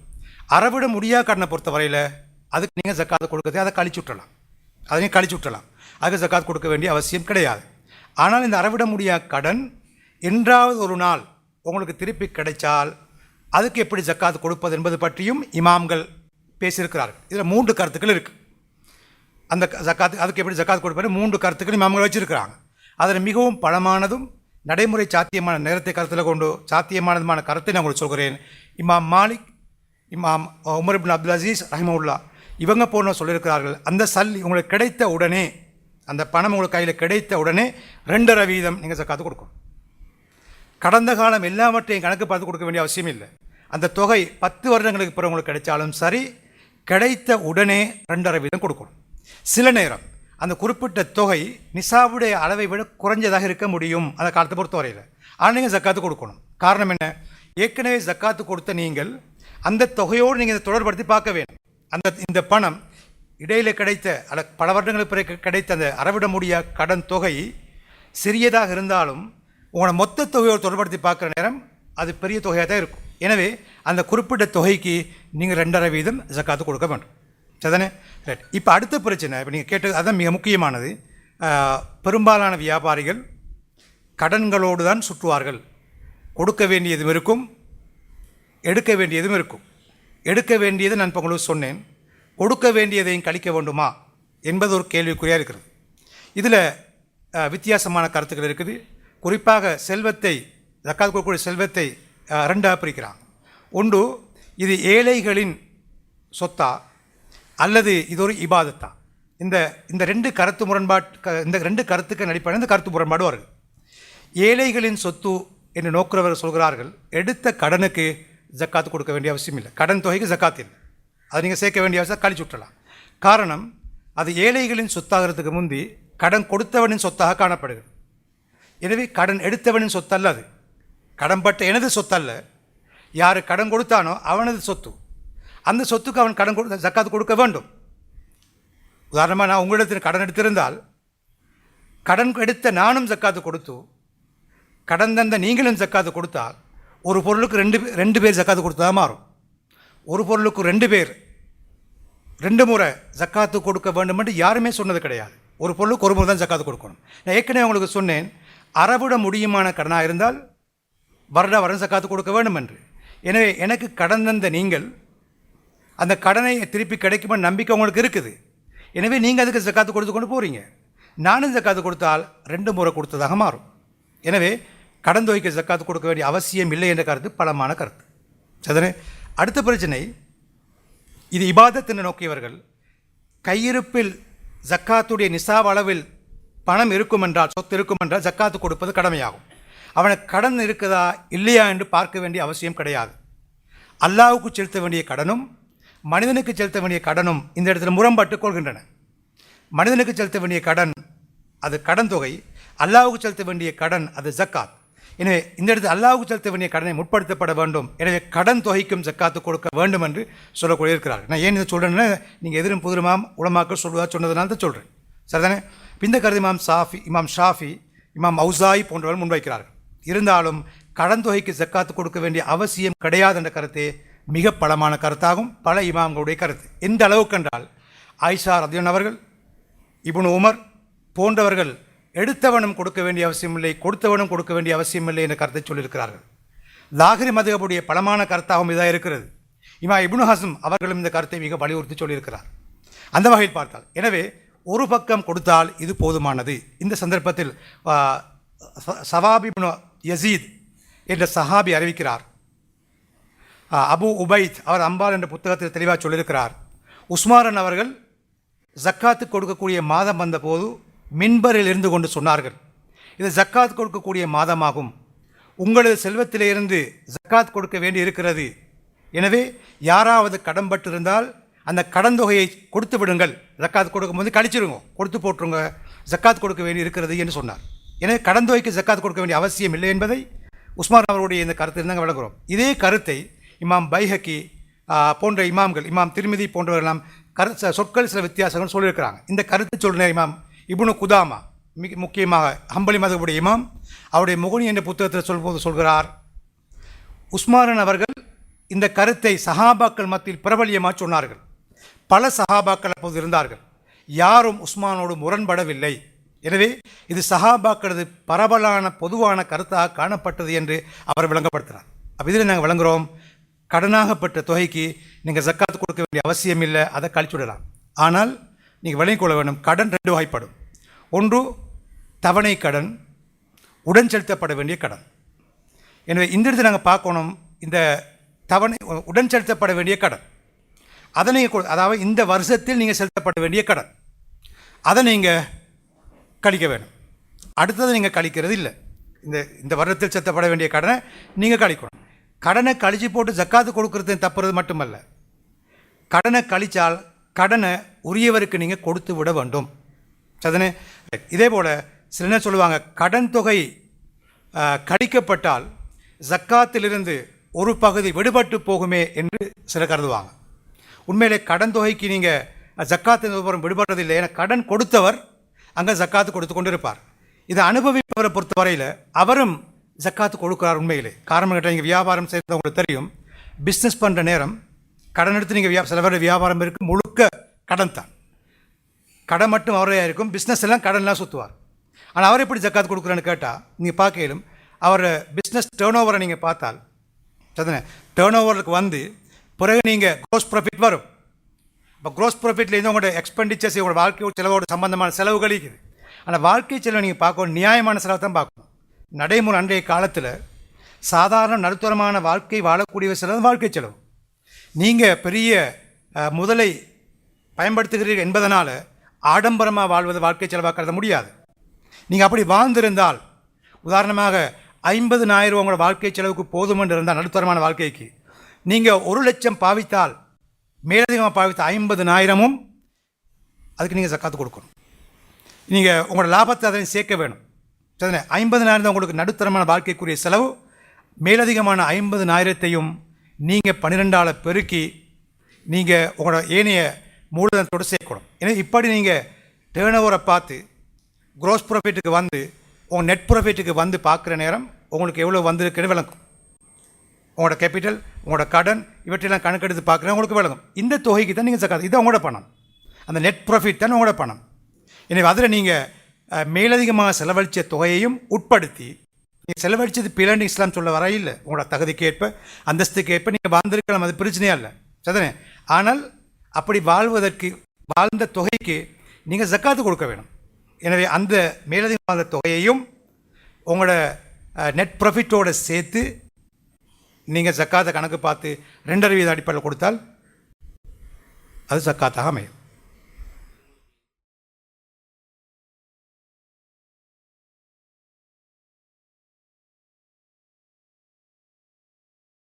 இதை பொறுத்தவரை மிக தெளிவான தீர்வு இருக்குது. குறிப்பாக நான் 2 கருத்தை ஏன் சொல்கிறேன்னு சொன்னால், உங்களுக்கு யாருக்கு நீங்கள் வித்தியாசமாக கேட்குறேன், வித்தியாசமாக சொல்லுவாங்க என்பதை 2 தெளிவாக சொல்லுவங்களும் வளப்படுத்துகிறேன்.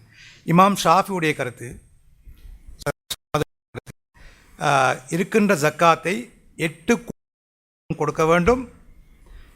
8 கூட்டம் இல்லைன்னு இருக்கின்ற கூட்டத்தவர் 4 கூட்டம் 4 பேரும் கொடுக்க வேண்டும், சமமாக கொடுக்க வேண்டும் என்ற கருத்தை சொல்லியிருக்கிறேன். இதுதான் எங்களது இமாமும் சொல்வார்கள். ஆனால் நீங்கள் ஒன்று விளைவிக்கணும், ஜக்காத் என்பது இபாதத், ஒரு முஆமலாத், கொடுக்கல் வாங்கலோடு சம்பந்தமான ஒரு பிரச்சனை. இதுக்கு காலத்துக்கு ஏற்ப நாளாந்த தேவைகளை பொறுத்து தீர்மானம் எடுக்க வேண்டிய தேவை இருக்குது. இந்த ஜக்காத்துடைய பொருட்களை பொறுத்தவரையிலையும் கூட காலத்துக்கு காலம் இது மாற்ற மாட்டோம். ஜக்காத் விதியாகக்கூடிய அளவுகளே மாற்றம் வரும், எனவே கொடுக்கின்ற விலைகளிலும் மாற்றம் வரும். எனவே இந்த வகை நாங்கள் பார்க்குற நேரம் இமாம் ஷாஃபியுடைய கருத்தாக இருக்கிறது. இருந்தாலும் அவரை போன்றே சமமான மிக பலமான இமாம்கள், இமாம் மாலிக், இமாம் அபு ஹனீஃபா, இமாம் அபு சௌர், இது போன்ற உமர் பின் அப்துல் அசீஸ் போன்ற பல இமாம்கள், நவீன் இமாம் ஷவுகானி, இது போன்ற பல இமாம்கள் இமாம் ரஷீத் ரிதா, இது போன்ற பல இமாம் அப்படி கொடுக்க வேண்டிய அவசியம் இல்லை. தேவைகளை பொறுத்து முதலுரிமைப்படுத்தி கருதுகிறோமோ அந்த வகையில் நாங்கள் கூட்டியும் கொடுப்பதில் எந்தவித பிழையும் இல்லை.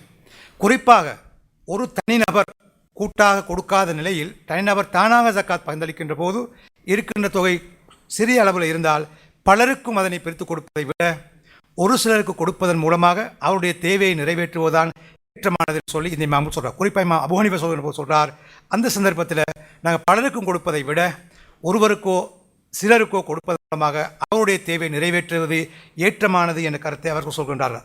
இமாம் ரஷீத் ரிதா அவர்களும் இந்த கருத்தை வலியுறுத்தி இருக்கின்றார்கள். இருந்தாலும் கடும் தேவையுள்ள பலர் அந்த சமூகத்தில் இருப்பார்கள் என்றால் ஒருவரை விட அடுத்தவர் தேவை, அவரை விட அடுத்தவர் தேவை, அப்படியே வறுமையும் கஷ்டமும், உதாரணமாக அகதிகள் பிரச்சனை வர சந்தர்ப்பங்கள் அல்லது ஒரு அனர்த்தம் ஒன்று ஏற்பட்டு அதில் சிக்கி தவிக்கின்ற ஒரு சந்தர்ப்பம், இப்படியான பலரும் கடும் தேவையுள்ளவராக இருந்தால் அந்த சந்தர்ப்பத்தில் ஒருவருக்கோ இருவருக்கோ கொடுப்பதை விட பலருக்கும் பகிர்ந்தளிப்பது ஒரு நிவாரணமாக உதவியாக இருக்கலாம், அப்படியான கட்டங்கள் என்று சொல்லி இமாம்கள் குறிப்பிடுகின்றார்கள். இந்த கருத்தை ஒரு வகையில் பார்க்கின்ற போது இமாம் ஷாஃபியுடைய கருத்தாகவும் அமைவதை இங்கே பார்க்கிறோம். இமாம் நவவி அவர்கள் சொல்கிறார்கள், மஜ்மு என்ற கருத்து பதிவாக இருக்கிறது, எங்களது மதுகபின் படி, அதாவது ஷாஃபி மதுகபின் படி யாராவது ஒருவருக்கு ஜக்காத் கொடுப்பதாக இருந்தால் அவருடைய தேவை பூரணமாக நிறைவேறக்கூடிய விதமாக கொடுக்க வேண்டும் என்று சொல்கிறார்.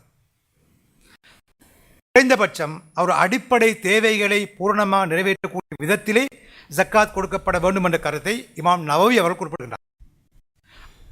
அந்த கண்ணோட்டத்தை நாங்கள் பார்க்கின்ற போது இருக்கின்ற சிறு தொகையை பலருக்கும் சிறிய அளவில் கொடுக்கறதை விட ஒருவருக்கோ சிலருக்கோ கொடுப்பதன் மூலம் அவர்கள் தேவையை பூர்ணமாக நிறைவேற்றி வைக்கிறது என்பது மிக ஏற்றமான பொருத்தமான சிறந்த ஒரு கருத்தாக இருக்கிறது என்று சொல்லி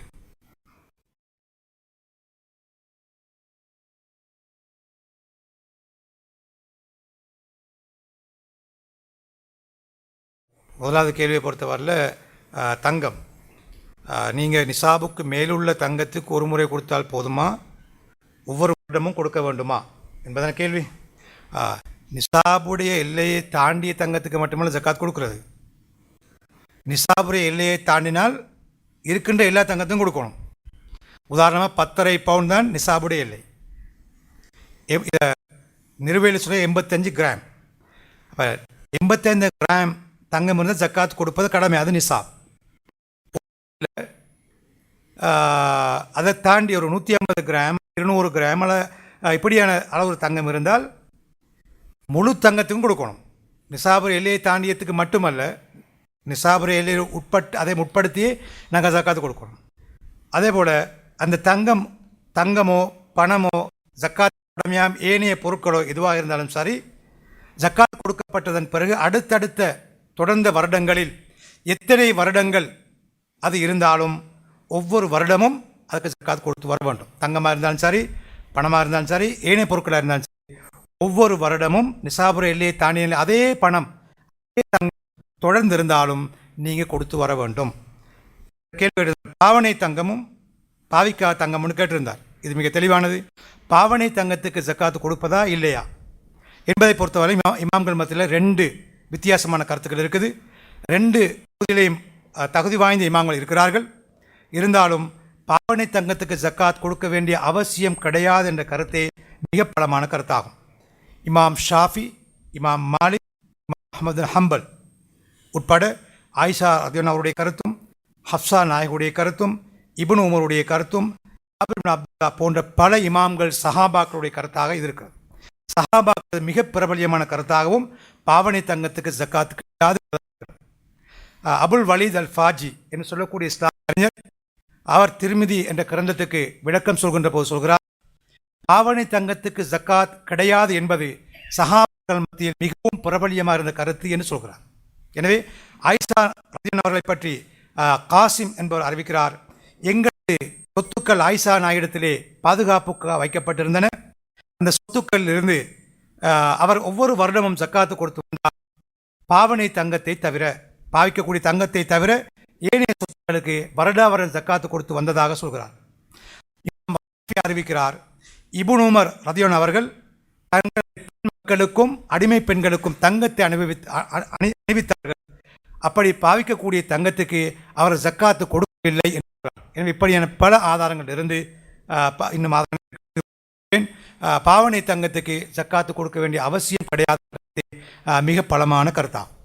அடுத்தது சொன்ன அது தண்ட மூலதனத்தை ஒரு கம்பெனியில் இன்வெஸ்ட் பண்ணியிருக்கிறார்.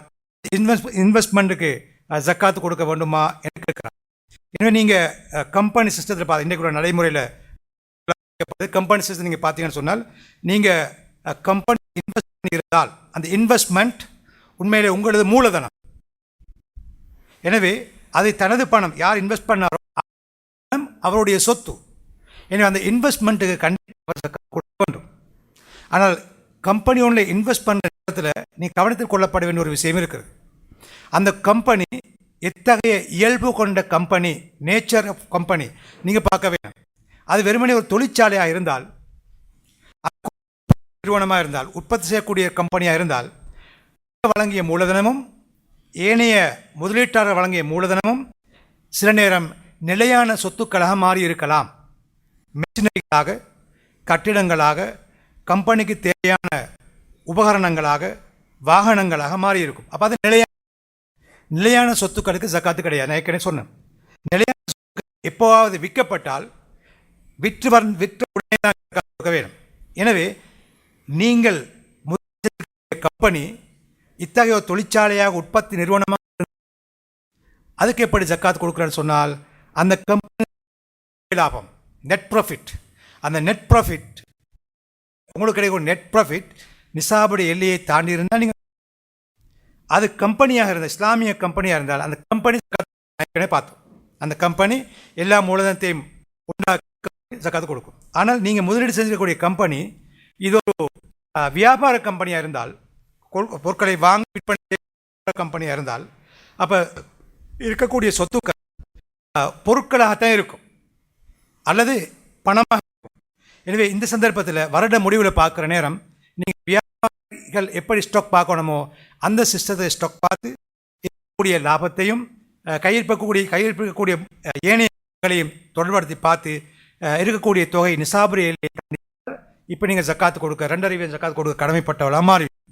ஆனால் இன்று நவீன காலத்தில் இன்று கம்பெனி அமைப்புள்ள ஷேர் மார்க்கெட்டில் அந்த ஷேர்ஸ் விற்கப்படுகிறது. அது வியாபார கம்பெனியாக இருக்கலாம், அல்லது இருக்கலாம், அல்லது சாதாரண கம்பெனியாக இருக்கலாம், உற்பத்தி நிறுவனமாக இருக்கலாம். இதெல்லாம் கம்பெனிகள் இன்றைக்கு சாதாரண நீங்கள் பார்க்கலும் ஷேர் மார்க்கெட்டில் விற்கப்படுகிறது. இந்த சந்தர்ப்பத்தில் நீங்கள் இப்போ அது வியாபார கம்பெனி சரி அல்லது தொழிற்சாலையாக இருந்தாலும் சரி, இப்போ உங்களோட மூலதனத்தை தீர்மானிப்பது கம்பெனியுடைய ஸ்டாக்கை பார்த்தல்ல, ஷேர் மார்க்கெட்டில் உங்களோட ஷேருக்கு என்ன வேல்யூ நீங்கள் பார்க்கணும்.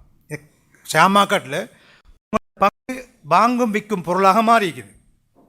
ஷேர் மார்க்கெட் நீங்கள் ஒரு ஷேர்ஸ் வாங்கியிருப்பீங்க, உதாரணமாக ஷேர்ஸ் வாங்கியிருப்பீங்க. இன்றைக்கு ஷேர் மார்க்கெட்டில் அந்த வாங்கப்பட்ட ஷேர்ஸ் 5 லட்சம் பெறுமதியாக இருந்தால் நீங்கள் முதலீடு செஞ்ச 50,000 தானே இல்லையே நீங்கள் பார்க்குறது இல்லை. இந்த ஷேர் மார்க்கெட்டில் உங்களோட ஷேரோட வேல்யூ 5 லட்சம். எனவே 5 லட்சத்துக்கு தான் நீங்கள் இப்போ 2.5 அடிப்படையில் ஜக்காத்து கொடுக்கணும். எனவே இன்றைக்கு நான் ஏற்கனவே சொன்னேன், இந்த ஜக்காத் என்பது இபாதத்தை போல இது முஆமலாத், பொருட்கள் வாங்கல் சம்பந்தமானது. நாளாந்தம் இதனுடைய ஒழுங்குகள், அமைப்புகள், முறைகள் மாற்றம் அடைஞ்சு கொண்டே இருப்பதை நீங்கள் பார்க்கலாம். காலத்திலேயோ இமாம்களது காலத்திலேயோ தாபியங்கள் சஹாபாவுடைய காலத்திலேயோ இந்த ஷேர் மார்க்கெட் சிஸ்டம் இருக்கே இல்லை. இது முற்றுமுழுதாக நவீன பிரச்சனை. எனவே நவீன கால இஸ்லாம் அறிஞர்கள் தான் இது சம்பந்தமான தேர்வுகளை சொல்லியிருக்கிறார்கள். எனவே இதற்குரிய ஜக்காத் சொன்ன பிரகாரம் ஷேர் மார்க்கெட்டை வெளியே நீங்கள் தீர்மானித்து ஜக்காத் அளவையும் கொடுக்கும்.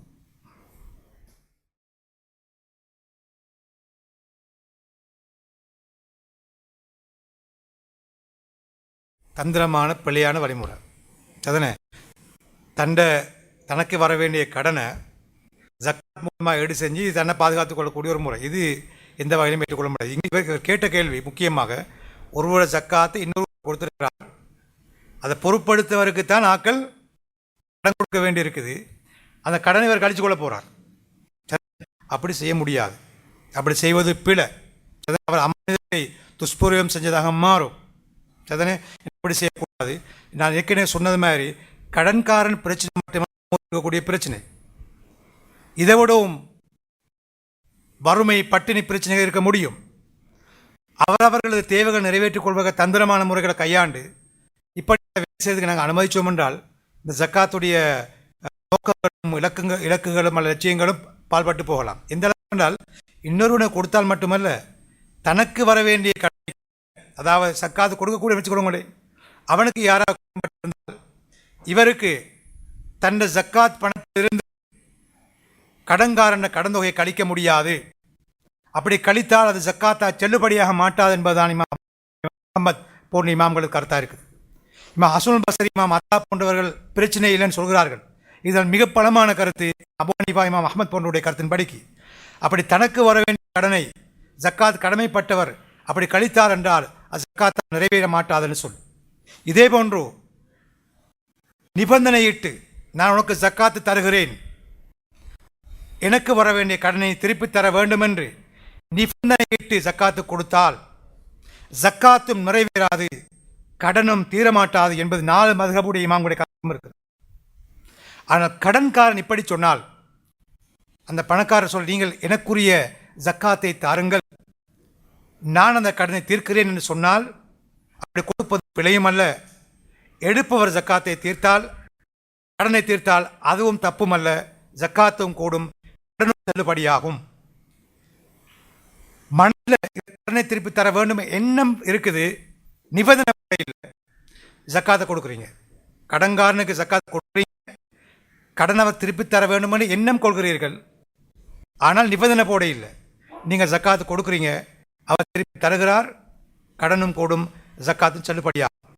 இந்த கருத்துக்களை இமாம் நவவி தன்னை மஜ்மு என்ற கருத்தை தெளிவாக சொல்லியிருக்கிறார். எனவே கடனை பொறுத்த வரையில் தீர்ப்பதில் மிகவும் கவனமாக இது ஏன் இஸ்லாம் இப்படி சொல்லியிருக்குன்னு சொன்னால், கடன்காரன் உதாரணம் கடன்காரன் சில நேரங்கள் கடன் தீர்ப்பதை விட அவசியமான தேவை உள்ளவராக இருக்க முடியும்.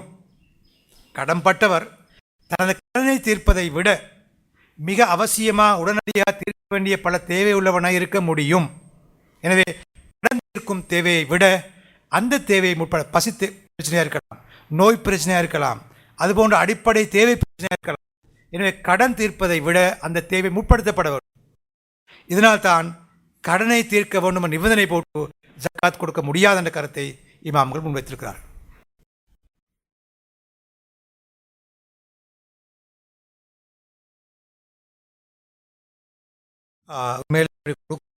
மிச்ச நாளெல்லாம் கொடுக்கறது எந்த பிழையுமே கூடும், ஜக்காத்தாக சேராது, சதக்காவாக தான் சேரும். எனவே தாராளமான காலத்தில் ஆரம்பத்திலேயே வறிய மக்கள் இப்படி கொடுப்பேன் வரவேற்கத்தக்க விஷயம், நல்ல பணி, அவனுடைய பிரச்சனை தீர்க்கக்கூடியதாக இருக்கும். குடும்பத்தோடு கொடுக்குறது, சரத்மார்களை கொடுக்குற நல்லது, பள்ளிவாசலை கொடுக்குற நல்லது, சதக்காக்க. இது நீங்கள் ஜக்காத்தை நினச்சி கொடுக்கறது இப்போ இல்லை. ஜக்காத்தில் ஏற்கனவே சொன்ன மாதிரி ஒரு உயர்ந்த நோக்கத்தோடு லட்சியம் கடமையாக்கப்பட்டது. வறுமை நிலையை கஷ்டங்களை போக்குற அடிப்படையான தேவையாக இருக்குது. இப்போ எனவே இதை நீங்கள் வச்சு போட்டு சில நேரம் உண்மையாக சிலர் நீங்கள் சொல்கிற மாதிரி சில மனசு உண்மையாக தூய்மையான நல்லெண்ணத்தோடு தான் கொடுக்குறாங்க, அதுக்குரிய கூலி அவர்களுக்கு கிடைக்கும், அதுக்காக தான் சேரும். சிலவங்களை பொறுத்தவரை பெருக்கும் பிரபல்யத்துக்குமா வேண்டி கொமிட்டியை கொடுத்தால், மறைவாக கொடுத்தால் என்ன பேர் அடிபடாது. எனவே பகிரங்கமாக போலிங் போட்டு எல்லாரும் பங்கிட்டால் நான் ஒரு தனவந்தன், பெரிய பரோபகாரி, கொடை நாமமும் கிடைக்கும். அதுதான் உங்களுக்கு கிடைக்குமே தவிர அல்லாவிடத்து எந்த ஒரு கூலி கிடைக்காது. எனவே நீங்கள் தாராளமாக இப்படி கொடுக்கையிலும் சதக்காவாக சேரும். ஜக்காத்தை பொறுத்தவரை முறையாக கணக்கு பார்த்து யாருக்கு அது பேட்டி சேர வேணுமோ அவர்களுக்குத்தான் அது போய் சேரக்கூடிய விதமாக கொடுக்கணும். உமர்னவர் சொல்வார்கள், நீங்கள் வறியவர்களுக்கும் தேவையர்களுக்கும் கொடுங்கள், மீண்டும் கொடுங்கள், திரும்பவும் கொடுங்கள், கொடுத்து கொண்டே இருங்கள், அவர் தேவை நிறைவேறும் மட்டும் கொடுங்கள்னு சொல்வார்கள். இது ஜக்காத்தை தான் குறிக்கிறது. அவர் பிரச்சனை தீரக்கூடிய அளவு கொடுக்கணும். உமர் இப்னு அப்துல் அசீஸ் ரஹிமஹுல்லாஹ் அவர் சொல்வார்கள், தனது பணியாளர்களுக்கும் கவர்னருக்கும் சொல்வார்கள், நீங்கள் ஒவ்வொரு நாளும் மக்கள் மத்தியில் சென்று சொல்லுங்கள், உங்களில் தேவை உள்ளவர் இருக்கிறார்களா, கடன்காரர்கள் இருக்கிறார்களா, திருமணம் முடிக்கக்கூடிய நிலையில் இருக்கிறார்களா, சொல்லுங்கள், நாங்கள் ஜக்காத்தின் தருகிறோம் என்று சொல்லுங்கள் சொல்வார்கள். நாம் காட்டுது என்ன, மக்கள் இந்த இப்படியான பிரச்சனைகள், தேவைகள், கஷ்டங்கள் உள்ள பிரச்சனைகள் முழுமையாக தீரக்கூடிய விதமாக ஜக்காத் வழங்கப்பட வேண்டும். ஆனால் நீங்கள் சொல்வது போன்று தெரியாதன்மையாக காரணமாக இப்படி தொடர்ந்து செஞ்சு வருகிறார்கள். அண்மை கால அல்லாஹ்வுடைய கிருபையால் மாற்றம் ஏற்பட்டு ஒழுங்காக கொடுக்க ஆரம்பிச்சிருக்கிறார்கள். உண்மையிலே கொடுத்து கொண்டிருக்கக்கூடியது நிறுத்த வேண்டிய அவசியம் இல்லை. அது நீங்கள் சதக்கா என்ற பேரில் அப்படி கொடுங்க. ஜக்காத்து சரியாக கணக்கு பார்த்து இப்போ நான் சொல்லப்பட்ட பிரகாரம் யாருக்கு எந்த அளவில் எத்தகைய தேவைகள் பிரச்சனைகள் தீரக்கூடிய விதமாக கொடுக்கப்படுமோ அந்த வகையில் கொடுப்பதற்கு முற்படுங்கள். அதிலும் சிறப்பாகவும் குறிப்பாகவும் இன்று நான் ஆரம்பத்தில் சொன்னது மாதிரி எங்கள் நாட்டில் எல்லா கிராமங்களிலும் போல ஜக்காத் கூட்டாக ஸ்தாபனம் செய்யப்படக்கூடிய முறை அறிமுகமாக வளர்ந்து கொண்டிருக்கின்றது. இந்த நிறுவனங்களோடு ஒத்துழைத்து உங்களது ஜக்காத்தை அவர்களுக்கு வழங்குங்கள். அவர்கள் மிக கவனமாக அந்த தேவைகள் நிறைவேற்றுவார்கள். பல ஊர்கள் சின்ன அளவுகள் ஆரம்பித்து பல கோடிகள் இன்று ஜக்காத் கமிட்டிகளுக்கு சேரக்கூடிய சந்தோஷமான செய்திகளை கேள்விப்படுகிறோம். வீடுகள் கட்டி வறிய மக்கள் கொடுக்கிறார்கள், காணிகள் வழங்குகிறார்கள், தொழில் ரீதியாக உதவி செய்கிறார்கள். அந்த ஜக்காத்தை பற்றி சிலர் வசதியுடையவர்களாக மாறியிருக்கிறார்கள். வாகனங்கள் வாங்கி ஆட்டோ போன்ற வாகனங்களை வாங்கி கொடுக்கிறார்கள். இது மாதிரி பல திட்டமிட்ட நடவடிக்கைகள் சமூகத்தில் இடம்பெற்று சமூகத்தில் பல மாற்றங்கள் நடந்து கொண்டிருக்கிறது. ஆரோக்கியமான நிலை. எனவே அத்தகைய முயற்சிகளுக்கு செல்வந்தர்கள் பங்களிப்பு செய்வார்கள் என்றால் நிச்சயமாக வெகு விரைவில் எங்கள் சமூகத்தில் நல்ல ஆரோக்கியமான ஒரு சூழ்நிலையை எதிர்பார்க்க முடியும் என்று எங்களால் சொல்ல முடியும்.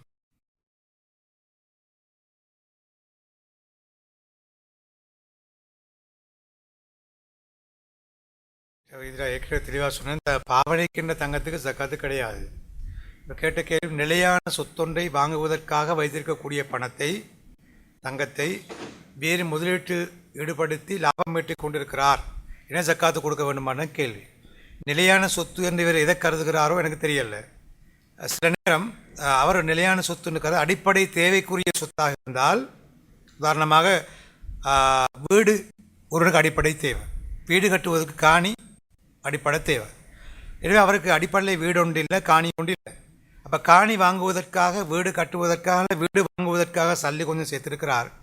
இருக்கிற தொகை அதுக்கு போதாது, வீடு வாங்கவோ காணி வாங்கவோ போதாது. எனவே அது மொத்தமாக சேரும் மட்டும் முதலீடு செஞ்சுருக்கிறார். அதுக்கு லாபம் ஒன்றும் கிடைக்குது. இவர் ஜக்காத்து கொடுக்க வேண்டிய அவசியம் இல்லை. இஸ்லாத்தில் அடிப்படை ஜக்காத்து விதியாவதற்கு அடிப்படை நிபந்தனை உண்டு. அடிப்படை தேவைகள் பூர்த்தியாயிருத்தல் வேண்டும். எனவே அடிப்படை தேவையில் உள்ளதுதான் வீடு. அந்த தண்டை வீட்டு தேவையான பூர்த்தியாக இல்லை. அவனுடைய பொருளாதார அவனுடைய வசதிக்கேற்ற நடுத்தரமான ஒரு வீடு. அந்த அடிப்படை தேவையை பூர்த்தியாகாத நிலையில் அதற்காக வேண்டி சேர்க்கப்பட்ட பணம் இவன் இருந்தால் அது நிசாபுடைய எல்லையை தாண்டிதாக காணப்பட்டாலும் கூட ஜக்காத்து கொடுக்க கடமைப்பட மாட்டான்.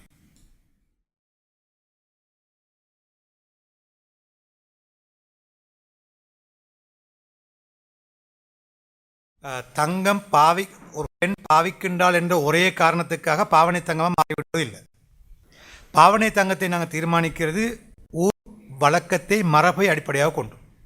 நாங்கள் எந்த ஊரில் வாழ்கிறோம் என்பதை கவனத்தில் கொள்ள வேண்டும்.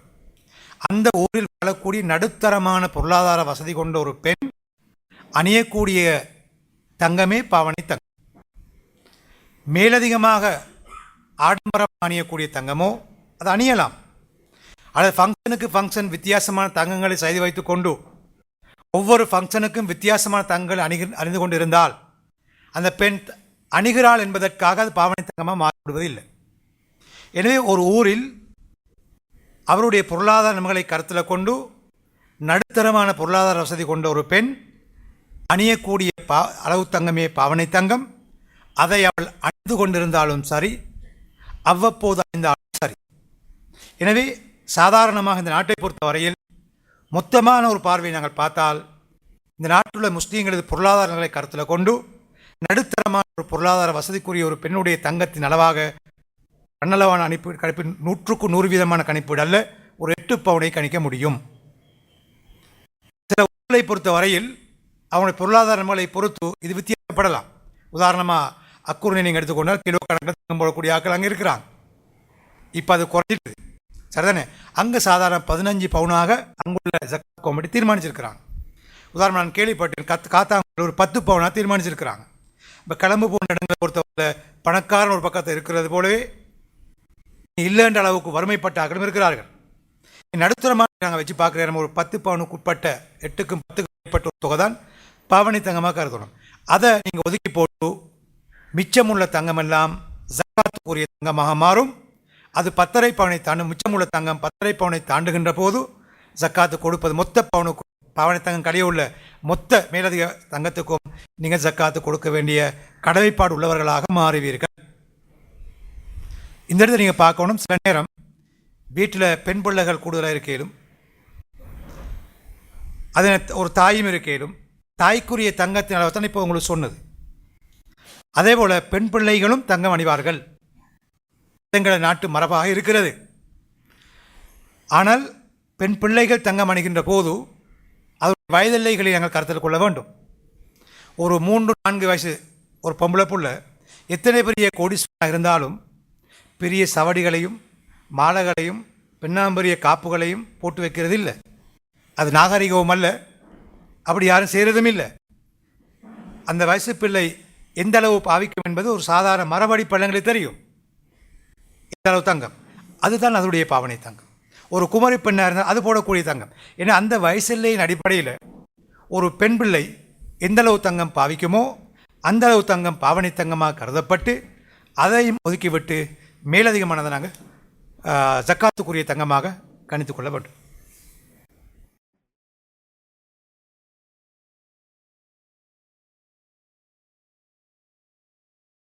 நீங்கள் அதாவது இப்போ நாங்கள் வாழக்கூடிய இடம் தான் எங்களோட இருப்பிடமாக கருதப்படும்.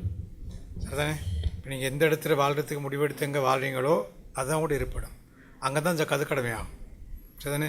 இருந்தாலும் உங்களுக்கு உறவினர்கள் பிறந்த இடத்துல இருப்பாங்க, அப்படி தானே?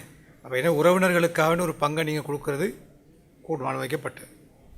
அப்படிதானே? அங்கே நீங்கள் ஒரு மொத்த சக்காத்து ஒரு பங்கு உறவினருக்காக அனுப்பி போட்டு இந்த நீங்கள் எந்த ஊரில் வாழ்கிறீங்களோ அந்த ஊரவர்களுக்கு நீங்கள் கொடுக்கணும். அதுதான் பொறுத்து.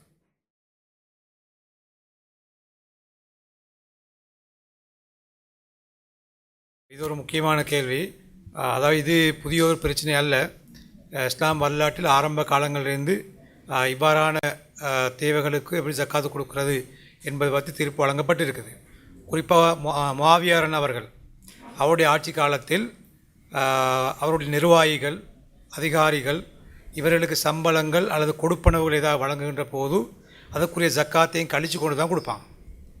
ஒவ்வொரு மாதமும் சம்பளம் கொடுக்கின்ற போது அதில் ஏதாவது விசேடமான கொடுப்பனல் வழங்குகின்ற போது ஜக்காத்தை கழித்து கொண்டு தான் கொடுப்பாங்க. இதே வழிமுறையைத்தான் பிறகு உமர் இப்னு அப்துல் அசீஸ் அவர்களும் பின்பற்றினார்கள். எனவே சம்பளம் பெறக்கூடியவர்கள் அது மாதாந்தம் சம்பளம் பெற்றாலும் பொதுவாக சம்பளங்கள் வருடாந்த அடிப்படையில் தீர்மானிக்கப்படும். ஒருவருக்குரிய சம்பளம் வருடாந்த அடிப்படையில் தீர்மானிக்கப்படும். எனவே அந்த வகையில் அவர்கள் உடனடியாக ஒவ்வொரு மாதமும் அந்த சம்பளத்திலேருந்து ஜக்காத்தை கொடுக்கணும். அது எப்படி கொடுக்குறேன்னு சொன்னால், இப்போ உங்களுக்கு கிடைக்கக்கூடிய சம்பளம் அந்த தொகை அதுலேருந்து நீங்கள் நடுத்தரமான வாழ்க்கைக்குரிய செலவை கழிக்கணும். அதுதானே? இப்போ உதாரணமாக வச்சுக்கொள்வோமே, நீங்கள் 1 லட்ச ரூபா சம்பளம் எடுக்கிறீங்கன்னு சொன்னால் உங்களோட வாழ்க்கை செலவாக 50,000 கழியுதுன்னு சொன்னால் 50,000 நடுத்தரமான வாழ்க்கை செலவு. உங்களுக்கு மிஞ்ச வேண்டும் 50,000. இப்போ 50 நீங்கள் 12 பெருக்கணும். அப்போ 6 லட்ச ரூபா உங்களுக்கு வரும். அப்போ நிசாபோட இல்லை, பணத்துக்குரிய நிசாப் சம்பளமாக இருக்கலாம், பணமாக இருக்கலாம், தங்கமாக இருக்கலாம், எல்லாத்துக்கும் ஒரு நிசாப் தங்கத்தை வச்சு தான் தீர்மானிக்கிறது. 10.5 பவுன் தங்கத்தின் பணப்பெறுமதியை நீங்கள் பார்க்கணும். அன்றைய கூட மார்க்கெட் வேல்யூ 10.5 பவுன் தங்கத்தின் அன்றைய மார்க்கெட் வேல்யூவை பார்த்து அதான் நிசாபுடைய இல்லை. அதில் 85 கிராம் தங்கத்திலே இல்லை. அதை விட கூடுதலாக பணம் உங்களுக்கு வருஷம் வர வேண்டிய நிலை இருந்தால் ஜக்காத் கொடுக்க கடமையாகும். இன்றைக்குள்ள தங்கத்தில் பெறுமதியின் படி அண்மையில் உள்ள விவரத்தின்படி 4,35,000 ரூபா வருது. எனவே தங்கம் அந்த இவ்வளோ சம்பளம் வரக்கூடிய இருந்தால் அவர் ஜக்காத்து கொடுக்கணும். அதை மாதாந்தம் இப்போ நீங்கள் 6 லட்சத்துக்கு முறைய ஜக்காத்தை தீர்மானித்து அதுக்கு வரும் கிட்டத்தட்ட 7,500 ரூபா ஜக்காத்து வரும். அப்போ அந்த ஜக்காத்தை நீங்கள் மொத்தமாக கொடுத்தாலும் சரி வருஷ முடிவில், அல்லது மாதம் அதை நீங்கள் 12ஆல் பிரித்து மொத்த தொகையை பிரித்து அதை நீங்கள் ஒவ்வொரு மாதமும் கொடுத்தாலும் சரி, அல்ல 2 மாதத்தை கூட்டி கொடுத்தாலும் சரி. ஜக்காத்து கமிட்டிகள்னு சொல்லக்கூடியது ரமலான் மாதத்தில் கூடி கலையிற கமிட்டிகள் அல்ல, அது நாங்கள் உருவாக்கி கொண்டிருக்கக்கூடிய வழிமுறை. ஆனால் அப்படி அல்ல. இஸ்லாமிய ஜக்காத்து கமிட்டி, ஜக்காத்து நிறுவனம் என்ற பைத்துல் மால் என்றது வருடாதம் இயங்கிக் கொண்டிருக்கக்கூடியதாக இருக்கணும். ஏன்னா ஒவ்வொருத்தருடைய தொழில்துறைகளும் ஆரம்பிக்கப்படக்கூடிய வருமானம் பெறக்கூடிய காலங்கள் வித்தியாசமாகும். அதற்கேற்ப அவர் ஜக்காத்து கொடுக்க வேண்டும். அவற்றையெல்லாம் ஜக்காத்து பைத்துல் மால் நிறுவனம் சேர்க்க வேண்டும். எனவே மாதாந்தம் இவர் சம்பளத்திலேருந்து கொடுக்கணும். இதுதான் வழிமுறை. இதை தவிர இது சம்பளம் பெறக்கூடியவர்களுக்கு, இது இல்லாமல் சில சுதந்திரமான தொழில் செய்யக்கூடியவங்க இருக்கிறாங்க. உதாரணமாக ஒரு லாயர் அல்லது ஒரு டாக்டர், இப்படியாக பெரிய தொழில்கள் அவங்களோட சுதந்திரமான தொழில், யாருக்கும் கட்டுப்பாடு இல்லாமல் அவங்களாக இயங்குவாங்க. அவங்க சில நேரம் ஒவ்வொரு நாளும் கூட கொடுக்க வேண்டி வரலாம். அப்படியே உதாரணமாக பாருங்கள், ஒரு பைபாஸ் செய்யக்கூடிய ஒரு டாக்டராக இருந்தால் ஒரே நாள் 2-3 லட்சத்துக்கு மேல் 4 லட்சம் 5 லட்சம் சில 10 லட்சமும் சம்பாதிக்கிறார். சில லோயர்ஸ் மாதிரி நீங்கள் எடுக்கையிலும் அவன் ஒரே நாள் பல லட்சங்கள் சம்பாதிப்பாங்க. நிசாபுடைய எல்லையை தாண்டி அளவு சம்பாதிப்பாங்க. ஏன்னா அவர் ஒவ்வொரு சந்தர்ப்பத்திலையும் ஜக்காத்தை வழியாக்கணும். ஏன் இதை நாங்கள் சொல்கிறோம்னு சொன்னால், நான் சொல்லலை, இஸ்லாம் அறிந்து சொல்லியிருக்கான்னு சொன்ன முக்கியமாக காரணம், இப்படியான ஆட்கள் பெரும்பாலும் ஆடம்பர வாழ்க்கைக்கு பழக்கப்படுவாங்க. அவங்களோட வேலைகள் தொழில்கள் எல்லாம் வேலைகள் செலவுகள் எல்லாம் அதிகரித்து கொண்டு போகும். இவங்க வருஷ முடிவில் பார்க்குற நேரம் கடன்காரர்களாக இருப்பாங்க. அதில் கையில் எதுவுமே இருக்காது. இப்போ நேற்று முதநாத்துக்கு கூட இப்படி ஒரு ஆளுநர் கேள்வி கேட்டார். அவர்கிட்ட 3 லட்சம் தான் இருக்குதான், ஆனால் மாத வருமானம் 2 லட்சம், கையிலேக்கு தான் 3 லட்சம். சரிதானே? இப்போ நான் எப்படி நாவலை வீட்டிலேருந்து கேட்டார், நான் எப்படி ஜக்காத்து கொடுக்க, எனக்கு ஜக்காத்து கொடுக்க கடமை இல்லை. அப்போ கூட வருமானம் என்னென்னு கேட்டால் வெட்டிங் ஹால் ஒன்று செய்கிறாராம். சரிதானே? அது இல்லாமல் கடைகளை கூலி கொடுத்தா 2 லட்சம் குறையாமல் கிடைக்கும். உங்களுக்கு எவ்வளோ செலவு போகுதுன்னு கேட்டால், ஒரு நடுத்தரமாக போகிறேன் ஸ்கூல் பிள்ளைகள் எல்லாம் சேர்த்து ஒரு 80,000க்குள்ளால தான் குறையுது. அது குறைஞ்சி தான் வரமாட்டு. அப்போ நீ அவர் ஜக்காத்து கொடுக்காம இருந்தால் யார் ஜக்காத்து கொடுக்குறது? குறையுது. அப்போ என்ன, இப்படியான ஆக்களை பொறுத்த வரையில் அவங்களோட வருமானம் வந்த உடனே அதுக்குரிய ஜக்காத்தை வெளியாக்கிடுவோம். இது புதிய கருத்தல்ல. நான் சொன்னது மாதிரி ஆரம்பகால இமாம்கள் சஹாபாக்கள் நடைமுறைப்படுத்திய கருத்து. அப்போ நீங்கள் பார்க்கலாம், இந்த மாதாந்த வருமானத்தை பொறுத்த வரையில் அதை நீங்கள் மாதாந்த வருமானத்திலிருந்து மாதாந்த செலவை கழித்து மிச்சம் உள்ளதை கூட்டி பெருக்கி பார்க்குற நேரம் எவ்வளோ நிசாபில் வந்தால் அதுக்கு ஜக்காத்து கொடுக்கணும். அது உங்கள்கிட்ட இருந்தோ இல்லையோ பிரச்சனை இல்லை. இப்போ உங்களுக்கு சில கேள்வி என்பலாம், சில நேரம் இந்த செலவழிக்காமைக்கு இந்த பணத்தை சேகரித்து வரக்கூடும். சிலவங்க செலவு செய்யாமல் சேகரித்து வரக்கூடும். வருஷ முடிவு ஜக்காத்தும் கொடுத்து வந்திருக்கிறார். வருஷ முடிவில் பார்க்குற நேரம் இவற்று ஒரு 5 லட்சம் சல்லி இருக்குது. வேறொரு வருமானமும் அல்ல, இவர் இந்த சம்பளத்திலிருந்து சேகரிக்கப்பட்ட தொகை 5 லட்சம் இருக்குது. ஆனால் மாதம் மாதம் ஜக்காத்தும் கொடுத்துருக்கிறார். இப்போ இந்த 5 லட்சம் ஜக்காத்து கொடுக்கணுமான்னு கேட்டால் தேவையில்லை. ஒரு வருடத்தில் ஒரு பொருளுக்கு ஒரு முறை மட்டும்தான் ஜக்காத்து கொடுக்கும். ஒரு வருடத்தில் ஒரு பொருளுக்கு ஒரு முறை தான் ஜக்காத்து கொடுக்கும். அப்போ எனவே இந்த உங்கள்கிட்ட கைவசம் இருக்கக்கூடிய 5 லட்சம் ரூபாயும் ஜக்காத்து கொடுக்கப்பட்ட பொருள். அதுக்கு மீண்டும் ஒரு முறை ஜக்காத்து அந்த வருஷத்தில் கொடுக்க தேவையில்லை. அந்த பொருள் அடுத்த வருஷம் உங்களோட கைவசம் இருந்தால் அதுக்கு ஜக்காத்து கொடுக்கும். அதுதானே? இந்த வருஷம் கொடுத்தாச்சு, அடுத்த வருஷம் அதே பொருள் அதே பணம் உங்கள்கிட்ட சேமிப்பில் இருந்தால் வருஷம் முடிவாகிற அடுத்த வருஷம் முடிவாகிற நேரத்தில் ஜக்காத்து கொடுக்கணும். செலவுகளை வரையறுக்கிறது அவங்க தான் தீர்மானிக்கணும். சரிதானே? ஒவ்வொருத்தருடைய குடும்ப பொறுப்புகளை பொறுத்து இது. உதாரணமாக ஒரு மனைவியோடு இருக்கலாம், பல மனைவியோடும் இருக்கலாம், 1-2 பிள்ளைகளோடு இருக்கலாம், பல பிள்ளைகள் இருக்கலாம். பிள்ளைகள் குடும்பங்கள் போக பெற்றோரை கவனிக்கிற பொறுப்பு அவரில் வந்திருக்கலாம், உறவினர்களை கவனிக்கிற பொறுப்பு அவரில் வந்திருக்கலாம். சில நேரம் மனைவியுடைய சகோதரிகளோட பிள்ளைகளை பராமரிக்க பொறுப்பு வந்திருக்கலாம். இப்படி ஏதோ பொறுப்புகள் சிலவங்களுக்கு கூட இருக்கையில். சரிதானே? எந்த அளவுக்கு நீங்கள் எனக்கு ஒரு விஷயம் சொல்கிற நான் நினைக்கிறேன், ஒருவனுக்கு நிசாபுடைய எல்லையை தாண்டிய வருமானம் கிடைக்குது. அவனை பொறுப்புகளோடு பார்க்குற நேரம் அந்த வருமானம் அவனுக்கு போதாமல் இருக்குது. உண்மையிலே வருமானம் நிசாபுரியில் பல லட்சம் ரூபா வருமானம் திரட்டுகிறார். அவருடைய செலவுகளையும் குடும்ப பொறுப்புகளையும் இதையும் பார்க்குற நேரம் கிடைக்கிற வருமானம் போதாமல் இருக்குது. ஜக்காத்துலேருந்து அவர் பங்கெடுக்கலும். அதுன்னு இன்னொருவர் இருக்கிறார், மிக குறைந்த வருமானம் பெறுகிறார். ஆனால் அவருடைய குடும்ப செலவுகளோடு பார்க்குற நேரம் அவருக்கு பிரச்சனை இல்லை, தாராளமாக அது செலவுக்கு போதுமாக இருக்குது. அவருக்கு ஜக்காத் ஆனால் நிசாபுடி எல்லையை விட குறைஞ்சி தான் இருக்குது அவருக்கு வருமானம். அவருக்கு ஜக்காத் எடுக்க இயலாது. அப்போ நீ பாரு, பெரிய அளவு வருமானம் எடுக்கிறார், பொறுப்புகள் கூட ஜக்காத்துலேருந்து அவருக்கு உரிமையாக பங்கெடுக்கலும். சிறிய வருமானம் உழைக்கிறார், அவர் செலவுகளுக்கு அது போதுமாக இருக்குது, ஜக்காத்துலேருந்து பங்கெடுக்க இயலாது. எனவே பொறுப்புகளை பார்க்குறது நீங்கள் அவங்களோட பொறுப்புகள் உள்ள ஆக்களை வச்சு தான் செலவுகளை பார்க்கணும்.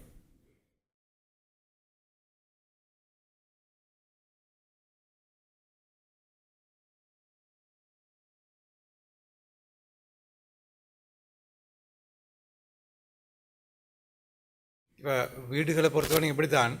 இப்போ இன்றைக்கு சாதாரணமாக கிராமப்புறமொன்றில் கூட ஒரு நடுத்தரமான வாழ்க்கைக்குரிய ஒரு வீடை கட்டுறேன்னு சொன்னால் குறைஞ்சி 5 லட்சத்துக்கு குறைஞ்சி கட்டுறதுக்கு இயலாது. நடுத்தரமான நிலை கட்டுறேன்னு சொன்னாலும் ஆனால் ஜக்காத்து நிசாபுடைய எல்லை இது உதாரணமாக 4.5 லட்சம்னு வச்சுக்கோங்களேன். இப்போ அதுக்காக இவர் பணக்காரன்னு சொல்கிறது இல்லை, ஏன்னா அவர் அடிப்படை தேவை அந்த இடத்துல நிறைவேறி இல்லை. அதே மாதிரி சாதாரண கிராமத்தில் நான் சொல்கிறேன், இப்போ கொழும்பு போல் அதுதான் அவரோட ஊர், கிளம்புல. அப்போ அவர் கிராமத்துக்கு போகலாமே நீங்கள் ஆலோசனை கொடுக்க இயலாது. அவர் பிறந்தது வளர்ந்தது கிளம்புல, இங்கே தான் அவர் வாழணும், குடும்பம்லாம் இங்கே தான் இருக்குது. அவருக்கு மரியாதையாக கௌரவமாக இருக்கிறதுக்கு வீடு தேவையா இல்லையா? எங்கே நீங்கள் கிளம்புற 5 லட்சத்துக்கு கொடுத்துருவீங்க? யோசிச்சு பாருங்க. பார்க்க வீடு ஒன்று செய்ய கட்ட ஏழுமா, யோசிக்க ஏழுமா, வீடு ஒன்று சாதாரண வீடு கூட ஏழுமா. எனவே நீங்கள் எங்கே வாழ்கிறீங்களோ அந்த இடத்துல தான் அவர் அடிப்படை தேவை நிறைவேற்றப்பட வேண்டும். அவர் விரும்பினா கிராமத்துக்கு போகிற அவருடைய விருப்பம். ஆனால் உங்களுக்கு போங்கன்னு சொல்லி உங்களுக்கு கட்டாயப்படுத்துறதுக்கு உரிமை இல்லை. சரிதானே? அப்போ எனவே அந்த வகையில் நிசாபுர எல்லையை தாண்டி இருந்தாலும் பிரச்சனை இல்லை. அடுத்து நீங்கள் கேட்குறீங்க, ஒரு ஆளுக்கு வீடு கட்டி கொடுக்க வேண்டிய பிரச்சனை ஒன்று இருக்குது. அதே நேரம் ஒரு 50,000 25,000 ரூபாயோட தேவை உள்ளாக்கள் பலர் இருக்கிறாங்க. இவர் வீட்டை கட்டி கொடுக்குறதா அவங்களோட தேவையை நிறைவேற்றதா என்ன உங்களுக்கு கேள்வி, அப்படி தானே? இதுதான் இமாம் ஷாஃபி, இமாம் ரசீதுல்லா இவங்க போன்றெல்லாம் சொல்கிறது. நீங்கள் முதலுரிமைப்படுத்தி பார்க்கணும், யாருடைய தேவை மிக முக்கியமானது, இது மிக அத்தியாவசியமானது நீங்கள் பார்க்கணும். அப்போ பலருக்கும் கொடுக்குறது ஆரம்ப சொன்ன மாதிரி அதை சில தேவைகளை பொறுத்தவரையில் யூசுல் கர்தாவியார் சொல்கிறார், கதான யூசுல் கர்தாவி, தேவைகள் பலவிதமாக இருக்கையிலும் சில தேவைகள் அவசரமாக நிறைவேற்றப்படக்கூடிய தேவையாக இருக்கும், சில தேவைகளை பொறுத்தவரை காலதாமதமாக நிறைவேற்ற முடியுமா இருக்கும். சரிதானே? எனவே அவசரமாக நிறைவேற்ற வேண்டிய தேவையை முதன்மைப்படுத்த வேண்டும். அப்போ தான் சாதாரண மக்களுக்கு தீர்மானிக்கிறது கஷ்டம். இதுதான் ஜக்காத்து கமிட்டி கொடுக்கணும்னு சொல்கிறது. அப்போ கமிட்டியாக தான் தீர்மானிப்பாங்க, எது அவசரமாக தீர்மானிக்கணும், எது அவசரமாக கொடுக்கணும், எது அவசரம் தாமதித்து கொடுக்கலாம்னு சொல்லி. உதாரணம் சொல்லுங்களேன், வீடு கட்டி கொடுக்குற தேவையும் இப்படியான 50,000 ரூபா தேவை உள்ள பலர் இருக்கிறத நீங்கள் வச்சுக்கொண்டா, அதை யாருக்கு வீடு கட்டி கொடுக்க நீங்கள் தீர்மானிக்கிறீங்களோ அங்கே வயது வந்த பிள்ளைகள் இருப்பாங்க, குமர பிள்ளைகள் இருப்பாங்க, வாலிபர்கள் இருப்பாங்க, பலர் அந்த குடும்பத்தில் இருப்பாங்க. இருக்கிறதுக்கு இடமில்லை, குடிசையில் மறைச்சி கொண்டு அப்படி இப்படியும் இருக்கிறாங்க. சரிதானே? அப்போ இந்த அளவுக்கான மலசல கூடங்கள் கூட இல்லாமல் நிறைய பேர் இருக்கிறாங்க. இப்போ எங்கள் ஊரில் கூட நாங்கள் போன முறைக்கு முதன்மை ஜக்காத் கூட முடிவெடுத்தோம், மலசல கூடம் கட்டி கேட்குற யார் கேட்டாலும் எல்லாருக்கும் செஞ்சு கொடுக்குறேன்னு சொல்லி முடிவெடுத்து எங்கள் ஊரில் ஜக்காத் கமிட்டியில். இல்லை அப்படியானாக்க நிறைய பேர் வந்தாங்க. நான் உதாரணத்தை சொல்கிறேன், அப்படி இல்லாத நிலை கூட நிறைய பேர் இருக்கிறாங்க. இப்போ நாங்கள் அதை 50,000 ரூபா கேஸை விட இந்த இடத்துல முதன்மைப்படுத்த வேண்டி வரும். ஏன்னா ஜக்காத்து கமிட்டிகளை பொறுத்தவரை அவங்க யோசிப்பாங்க, நிலைமைகளை பார்த்து குறிப்பிட்ட நபர்களை சந்தித்து சம்பந்தப்பட்டவர்களை சந்தித்து விசாரணைகளை மேற்கொள்வாங்க. எது மிக பொருத்தம் என்று காண்றோமோ அந்த வேலையை முதன்மைப்படுத்தி நாங்கள் செய்வோம்.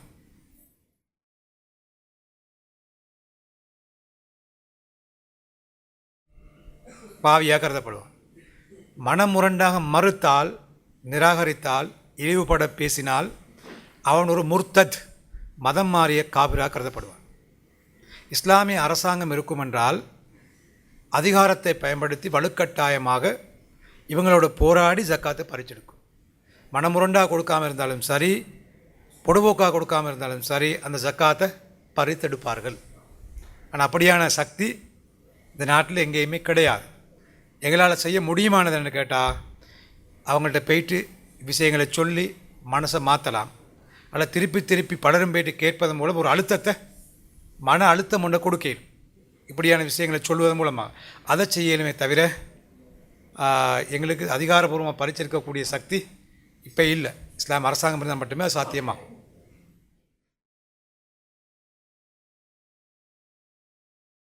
ஒன்று பிள்ளைகளுக்காண்டு ஒதுக்கப்பட்டால், அவங்களுக்காக கொடுக்கப்பட்டிருந்தால் அது பிள்ளைகளோட சொத்தாக தான் கருதப்படும். அது வாப்பாட சொத்து தான்.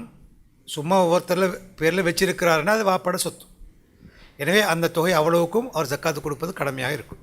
எல்லாம் அவருடைய சொத்தா. ஒவ்வொரு பிள்ளரையும் 2 லட்சம் 2 லட்சம் 2 லட்சம் பல லட்சங்கள் இருந்தால் அது வாப்பாவுடைய சொத்து. அவர் விரும்பிய நேரத்தை பாவிப்பார், விரும்பிய நேரத்துக்கு எடுப்பார், செலவு செய்வார் என்று அவருடைய அதிகாரத்துக்கு கீழே இருக்குது. அது அவருடைய சொத்தாக கருதி நாங்கள் ஜக்காத்து கொடுக்கணும். அப்படி இல்லாமல் இங்கே வளர்ந்த பெரிய பிள்ளைகளுக்கு வாப்பா வேறாக ஒதுக்கி அவங்கள கொடுத்துருந்தால் அதுக்கு வாப்பாவுக்கு சம்மந்தமே இல்லை. அந்த சொத்து அந்த குறிப்பிட்ட ஆக்களோட சொத்தாக கருதப்படும். அது அவங்களோட சொத்து நிசாபுடைய எல்லையில் இருந்தால் ஜக்காத்து கொடுக்க வேணும். இதுக்கு அழகான உதாரணம்னு சொல்லிலும், ஒருவன் பணக்காரனாக இருந்தால், வசதியோடு பணக்காரனாக இருந்தால், அவனோட மனைவிக்கோ அவனோட பிள்ளைகளுக்கோ அவனோட தாய் தந்தையர்களுக்கோ ஜக்காத் கொடுக்க முடியாது. அது ஹராம், கொடுக்க இயலாது. காரணம், ஒருவன் பணக்காரனாக இருந்தால் சட்ட ரீதியாக அவனுடைய மனைவியும் பணக்காரி தான், அவனுடைய பிள்ளைகளும் பணக்காரர்கள் தான். தாய் தந்தையருக்கு அவன் செலவு செய்தானோ இல்லையோ அவர்களும் பணக்காரர்களே. எனவே இவனுடைய பண வசதிகளுக்கு ஏற்ப பெற்றோரை கவனிப்பது, மனைவிக்கு கொடுப்பது, பிள்ளைகளுக்கு கொடுப்பது அவன் மீது கடமை. எனவே இவனுடைய ஜக்காத்திலிருந்து அவர்களுக்கு கொடுக்க முடியாது. அது ஹராம், கொடுக்க இயலாது. அது எல்லா இமாம்களதும் ஏகோபித்த முடிவு. அதே நேரம் மனைவி பணக்காரியாக இருக்கிறாள், கணவன் வறியவனாக இருக்கிறான். இதை உங்களுக்கு விளங்குறது கஷ்டமாகி எங்களோட சமூகத்தில் அப்படி இல்லை. சரிதானே? எல்லாம் ஒன்றுக்கு தான் நாங்கள் பாவிக்கிறது. இஸ்லாமிய சட்டத்தில், வாரிசுரிமை சட்டத்தில் தனியானது. மனைவி பணக்காரி, வாரிசுரிமையாகவோ எப்படி அவள் நிறைய சொத்துக்கள் கிடைச்சிருக்குது. கணவன் ஒரு வறியவனாக இருந்தால் மனைவிக்கு வறிய கணவனுக்கு ஜக்காத்து கொடுக்கல. காரணம், மனைவி கணவனுடைய செலவுக்கு அவள் பொறுப்பில்லை. கணவன் தான் மனைவியுடைய செலவுக்கு பொறுப்பாக இருப்பான். எதனை இது வீட்டுக்குள்ள சொல்கிறதுன்னு சில பிரச்சனை என்ன, எங்கள் சமூகத்தில் நாங்கள் எல்லாரோட சொத்தையும் உண்டாகத்தான் கருதி நாங்கள் வாழ்ந்து கொண்டு இருக்கிறோம். அதாவது ஜக்காத்து நான் ஏற்கனவே சொன்ன மாதிரி 8 கூட்டத்தவர்களை தவிர வேறு யாருக்கும் எதுக்கும் கொடுக்க இயலாது. பள்ளி கட்டுறதுக்கோ அல்லது ரோட் போடுறதுக்கோ அல்லது இப்படியான பொது வேலைகளுக்கோ சமூக சேவைகளுக்கோ சமூக நிறுவனங்களோ கொடுக்க இயலாது. அந்த யார் ஜக்காத்து கொடுக்க அந்த 8 கூட்டத்தவர் யார் வராங்களோ அவங்களுக்கு தான் கொடுக்க இயலும். எனக்கு ஒரு பிரச்சனை நவீன காலத்தை தோன்று கேட்டால், ஜக்காத்து பெற தகுதியானவர் கூட்டத்தில் ஃபீ சபீலில்லா அல்லாஹ்வுடைய பாதையில் போராடுவதற்குரிய பங்கு, ஃபீ சபீலில்லா பங்குன்னு ஒரு பங்கு இருக்குது. 8 கூட்டத்தில் அது ஒரு பங்கு. ஃபீ சபீலில்லா பங்கிலிருந்து இப்படியான பணிகளுக்கு கொடுக்கலாமா இயலாதா, வேறொன்றிலையும் தான் கொடுக்க இயலாது. இத்தகைய பங்கிலிருந்து கொடுக்க இயலுமா என்பதில் தான் அறிஞர்கள் மத்தியில் கருத்து முரண்பாடு. பல அறிஞர்கள், குறிப்பாக இமாம் ராசி, இமாம் கஃபால், இமாம் ஜமாலுத்தீன் காசிமி, இது மாதிரி நிறைய இமாம்கள், இமாம் ரஷீத் ரிதா, இமாம் மஹ்லூஃப், ஹசனைன் மஹ்லூஃப், இது மாதிரி பல இமாம்கள் சொல்லியிருக்கிறாங்க.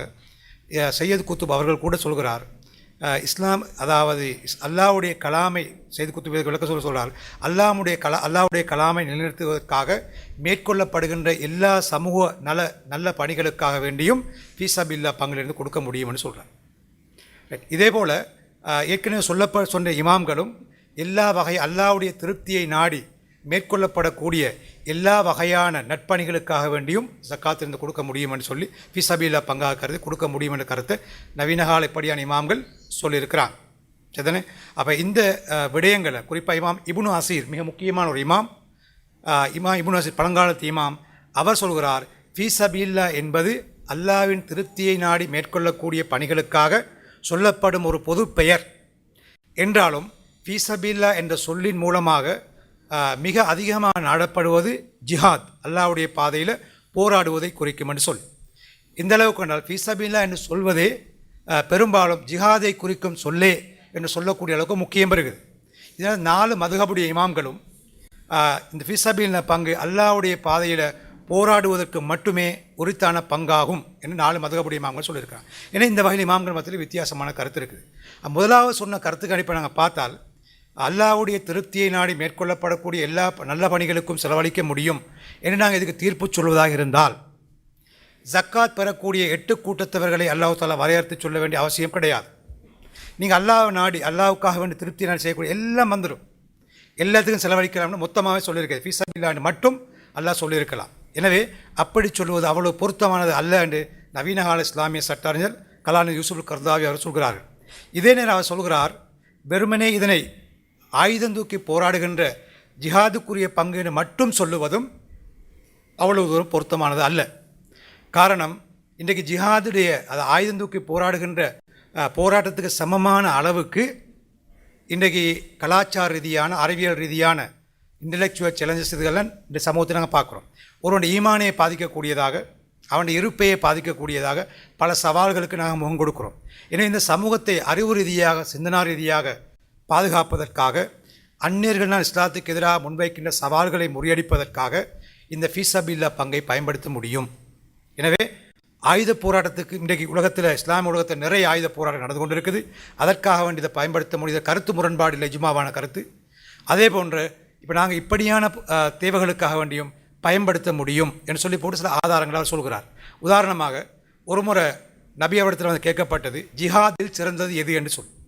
அப்போ நபி அவர் சொன்னார், ஒரு அநியாயக்கார ஆட்சியாளர்களுக்கு முன்னால் சத்தியத்தை எடுத்து சொல்வது தான் ஜிஹாதுன்னு சொன்னாங்க.